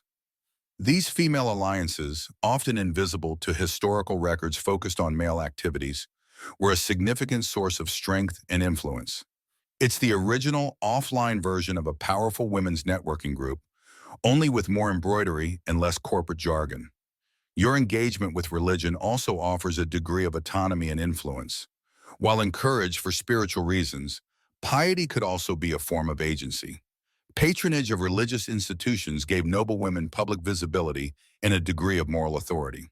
Some even used their religious devotion as a justification for resisting unwanted marriages or asserting independence. Becoming an abbess, for example, placed a woman in charge of a significant institution with economic resources, legal standing, and authority over both women and sometimes men. For some, the cloister offered a path to power and self-determination that was unavailable in the secular world. It was a loophole in the system, a way to achieve leadership by explicitly opting out of the conventional path of marriage and motherhood. Quirky tidbit alert. Some noble women were known to engage in elaborate, coded correspondence with other women, discussing not just domestic matters, but also political intrigue, personal grievances, and strategies for navigating difficult relationships with their husbands or male relatives. They might use metaphors related to weaving, gardening, or illness to cloak their true meaning from male eyes, creating a hidden language of female resistance and solidarity. It's like having a secret group chat, but the stakes were much, much higher than just complaining about your boss. Mainstream historical fact. While legally constrained, noble women frequently acted as regents for absent or underage husbands and sons, managed vast estates, and engaged in complex political negotiations, demonstrating that practical power often exceeded their formal legal limitations. Their competence and necessity created space for them to wield authority. Historians still argue whether these acts of subtle resistance constituted genuine agency or were simply coping mechanisms within an oppressive system. Was it true power or just making the best of a bad situation? You might feel it was both. You had to cope, but in doing so you carved out a space where you could make choices and affect outcomes, however incrementally. It's the difference between just surviving and actively shaping your survival. Your education, limited though it might have been compared to some men, also armed you with tools for resistance. The ability to read and write allowed you to manage household accounts, correspond privately, and access information. Some noble women were highly educated, patrons of the arts and literature, using their intellectual pursuits as a form of personal freedom and influence. A sharp mind and the ability to articulate your thoughts were invaluable assets in a world governed by words and reputation. Ultimately, the bedchamber itself, the space of intimacy and vulnerability, could also be a site of subtle power negotiation. While marital relations were generally expected and controlled by the husband, the privacy of the room offered opportunities for conversation, influence, and the assertion of personal boundaries that might not be possible elsewhere. A noble woman could use the intimacy of the bedchamber to gain leverage, offer advice, or express her will in ways that were difficult to ignore. It was a risky game, of course, depending entirely on the dynamics of the individual marriage. But for many, it was a crucial private stage for wielding influence.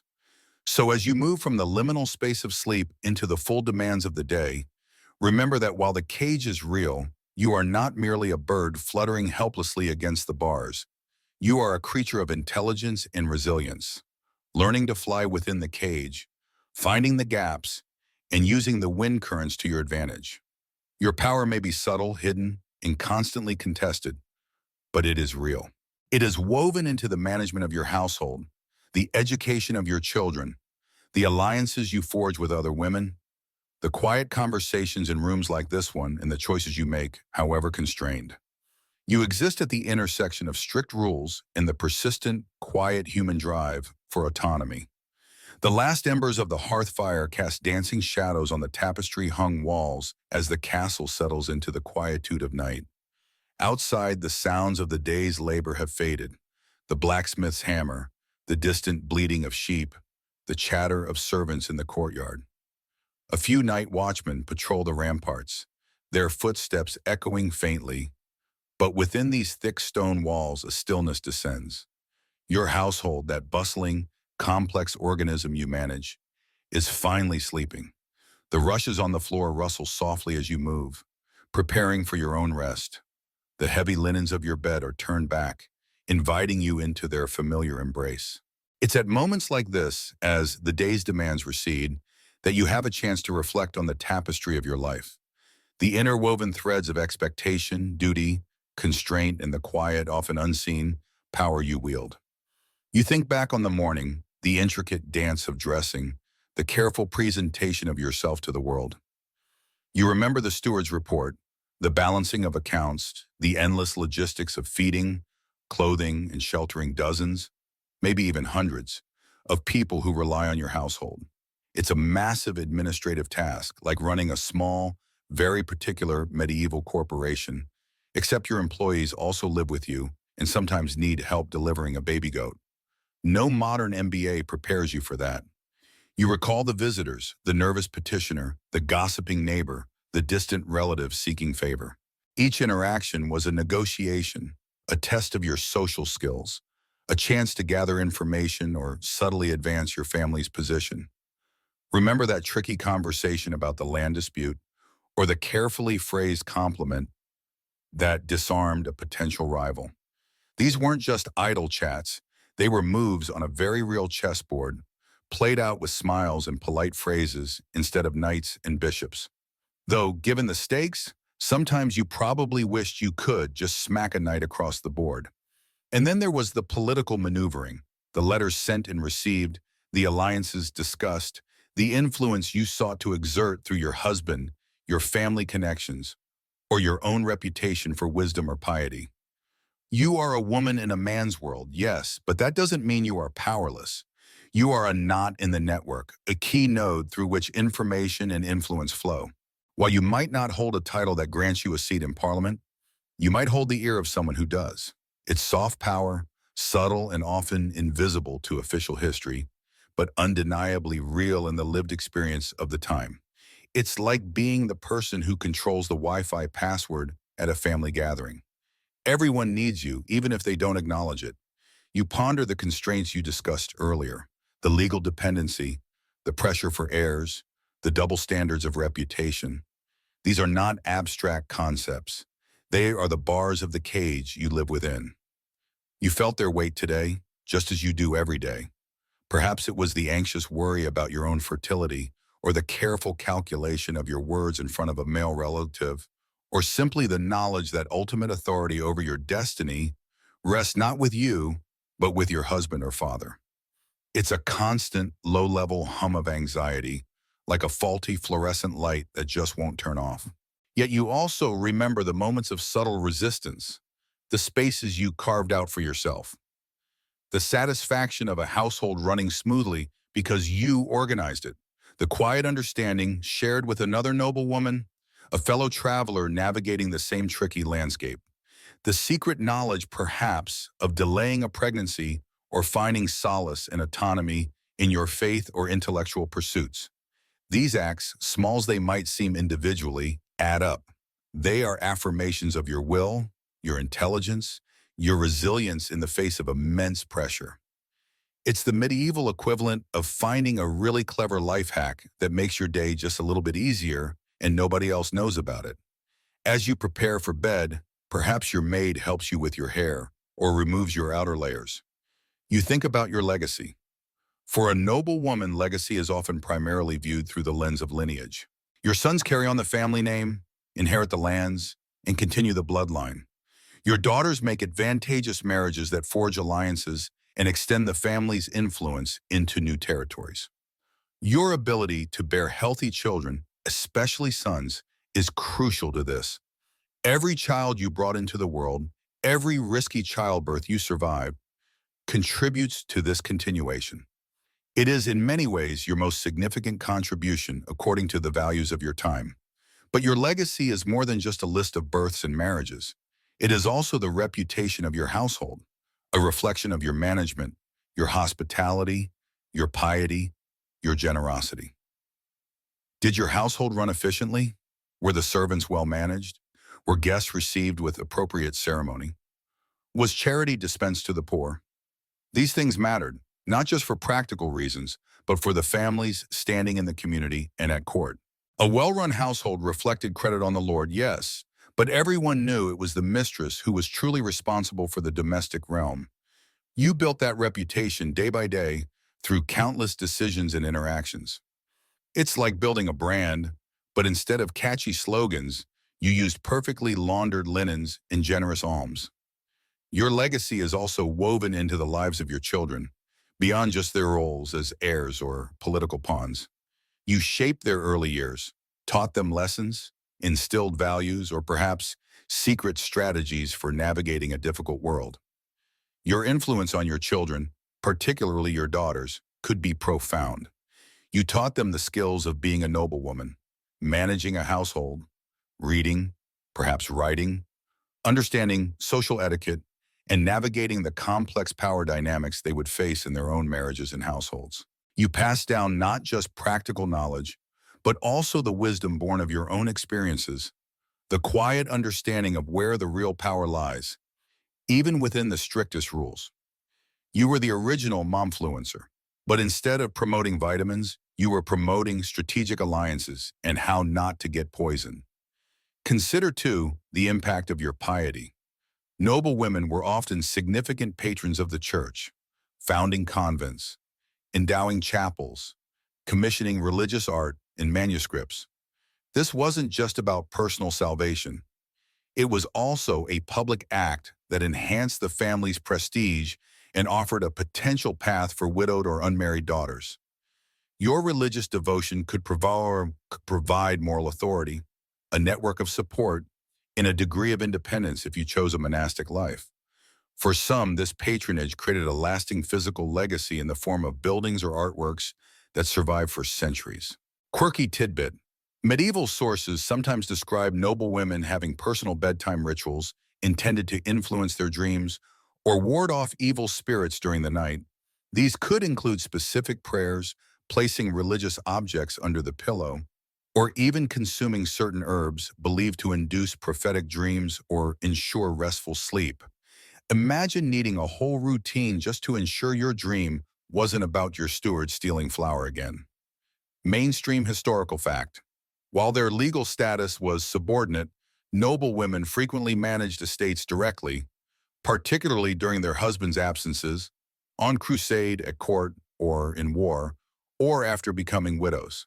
They oversaw agriculture, collected rents, administered justice on their lands, and defended their rights and properties in court, demonstrating significant practical authority and competence in economic and legal matters. Historians still argue whether the significant responsibilities and practical authority held by noble women in household and estate management translated into genuine social and political power, or whether they merely served as effective deputies operating within male-defined structures.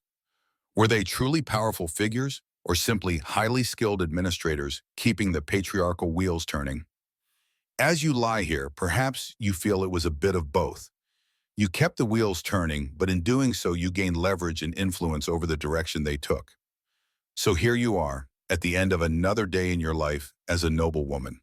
You navigated the intricacies of your social world, managed a sprawling household, balanced expectations with your own desires or lack thereof, faced anxieties both mundane and existential, and found moments of influence and resilience within the constraints of your time. It was not a life of simple ease, despite the outward appearance of privilege. It was a life of constant negotiation, careful performance, and significant responsibility, all lived under the weight of societal expectation and the ever-present shadow of vulnerability. As you finally settle into the softness of your bed, the chill stone walls, a comforting presence around you, the last remnants of the day's sounds fade away. The fire dims to a gentle glow, casting elongated shadows across the room. Your body, tired from the day's demands and perhaps the emotional weight of your responsibilities, begins to relax. The world outside your chamber, with its complex rules, its shifting alliances, and its relentless pace, begins to recede. For a few hours, you are simply you, a person seeking rest, adrift in the liminal space between consciousness and sleep. The thoughts and worries of the day might still circle like quiet moths around a candle flame, but their urgency softens. Allow the sounds of the sleeping castle to become a lullaby. The distant hoot of an owl, the soft creak of timbers settling, the gentle rhythm of your own breathing. Release the tension from your shoulders, your jaw, your hands. Let the concerns about dowries and inheritances, reputations and expectations drift away like smoke from the banked fire. You have navigated the day. You have fulfilled your duties. You have found your moments of strength and resilience. Now it is time for rest. The worries of tomorrow can wait until the first light of dawn. For now, just breathe. Feel the weight of the blankets, the softness of the pillow. Allow your muscles to soften, your mind to quiet. The history, the rules, the struggles, they are fading into the past, becoming part of a story told in the quiet of the night. Just sleep now. There is nothing more to do, nothing more to think about. Let the darkness enfold you, a gentle, comforting blanket. Drift now, drift.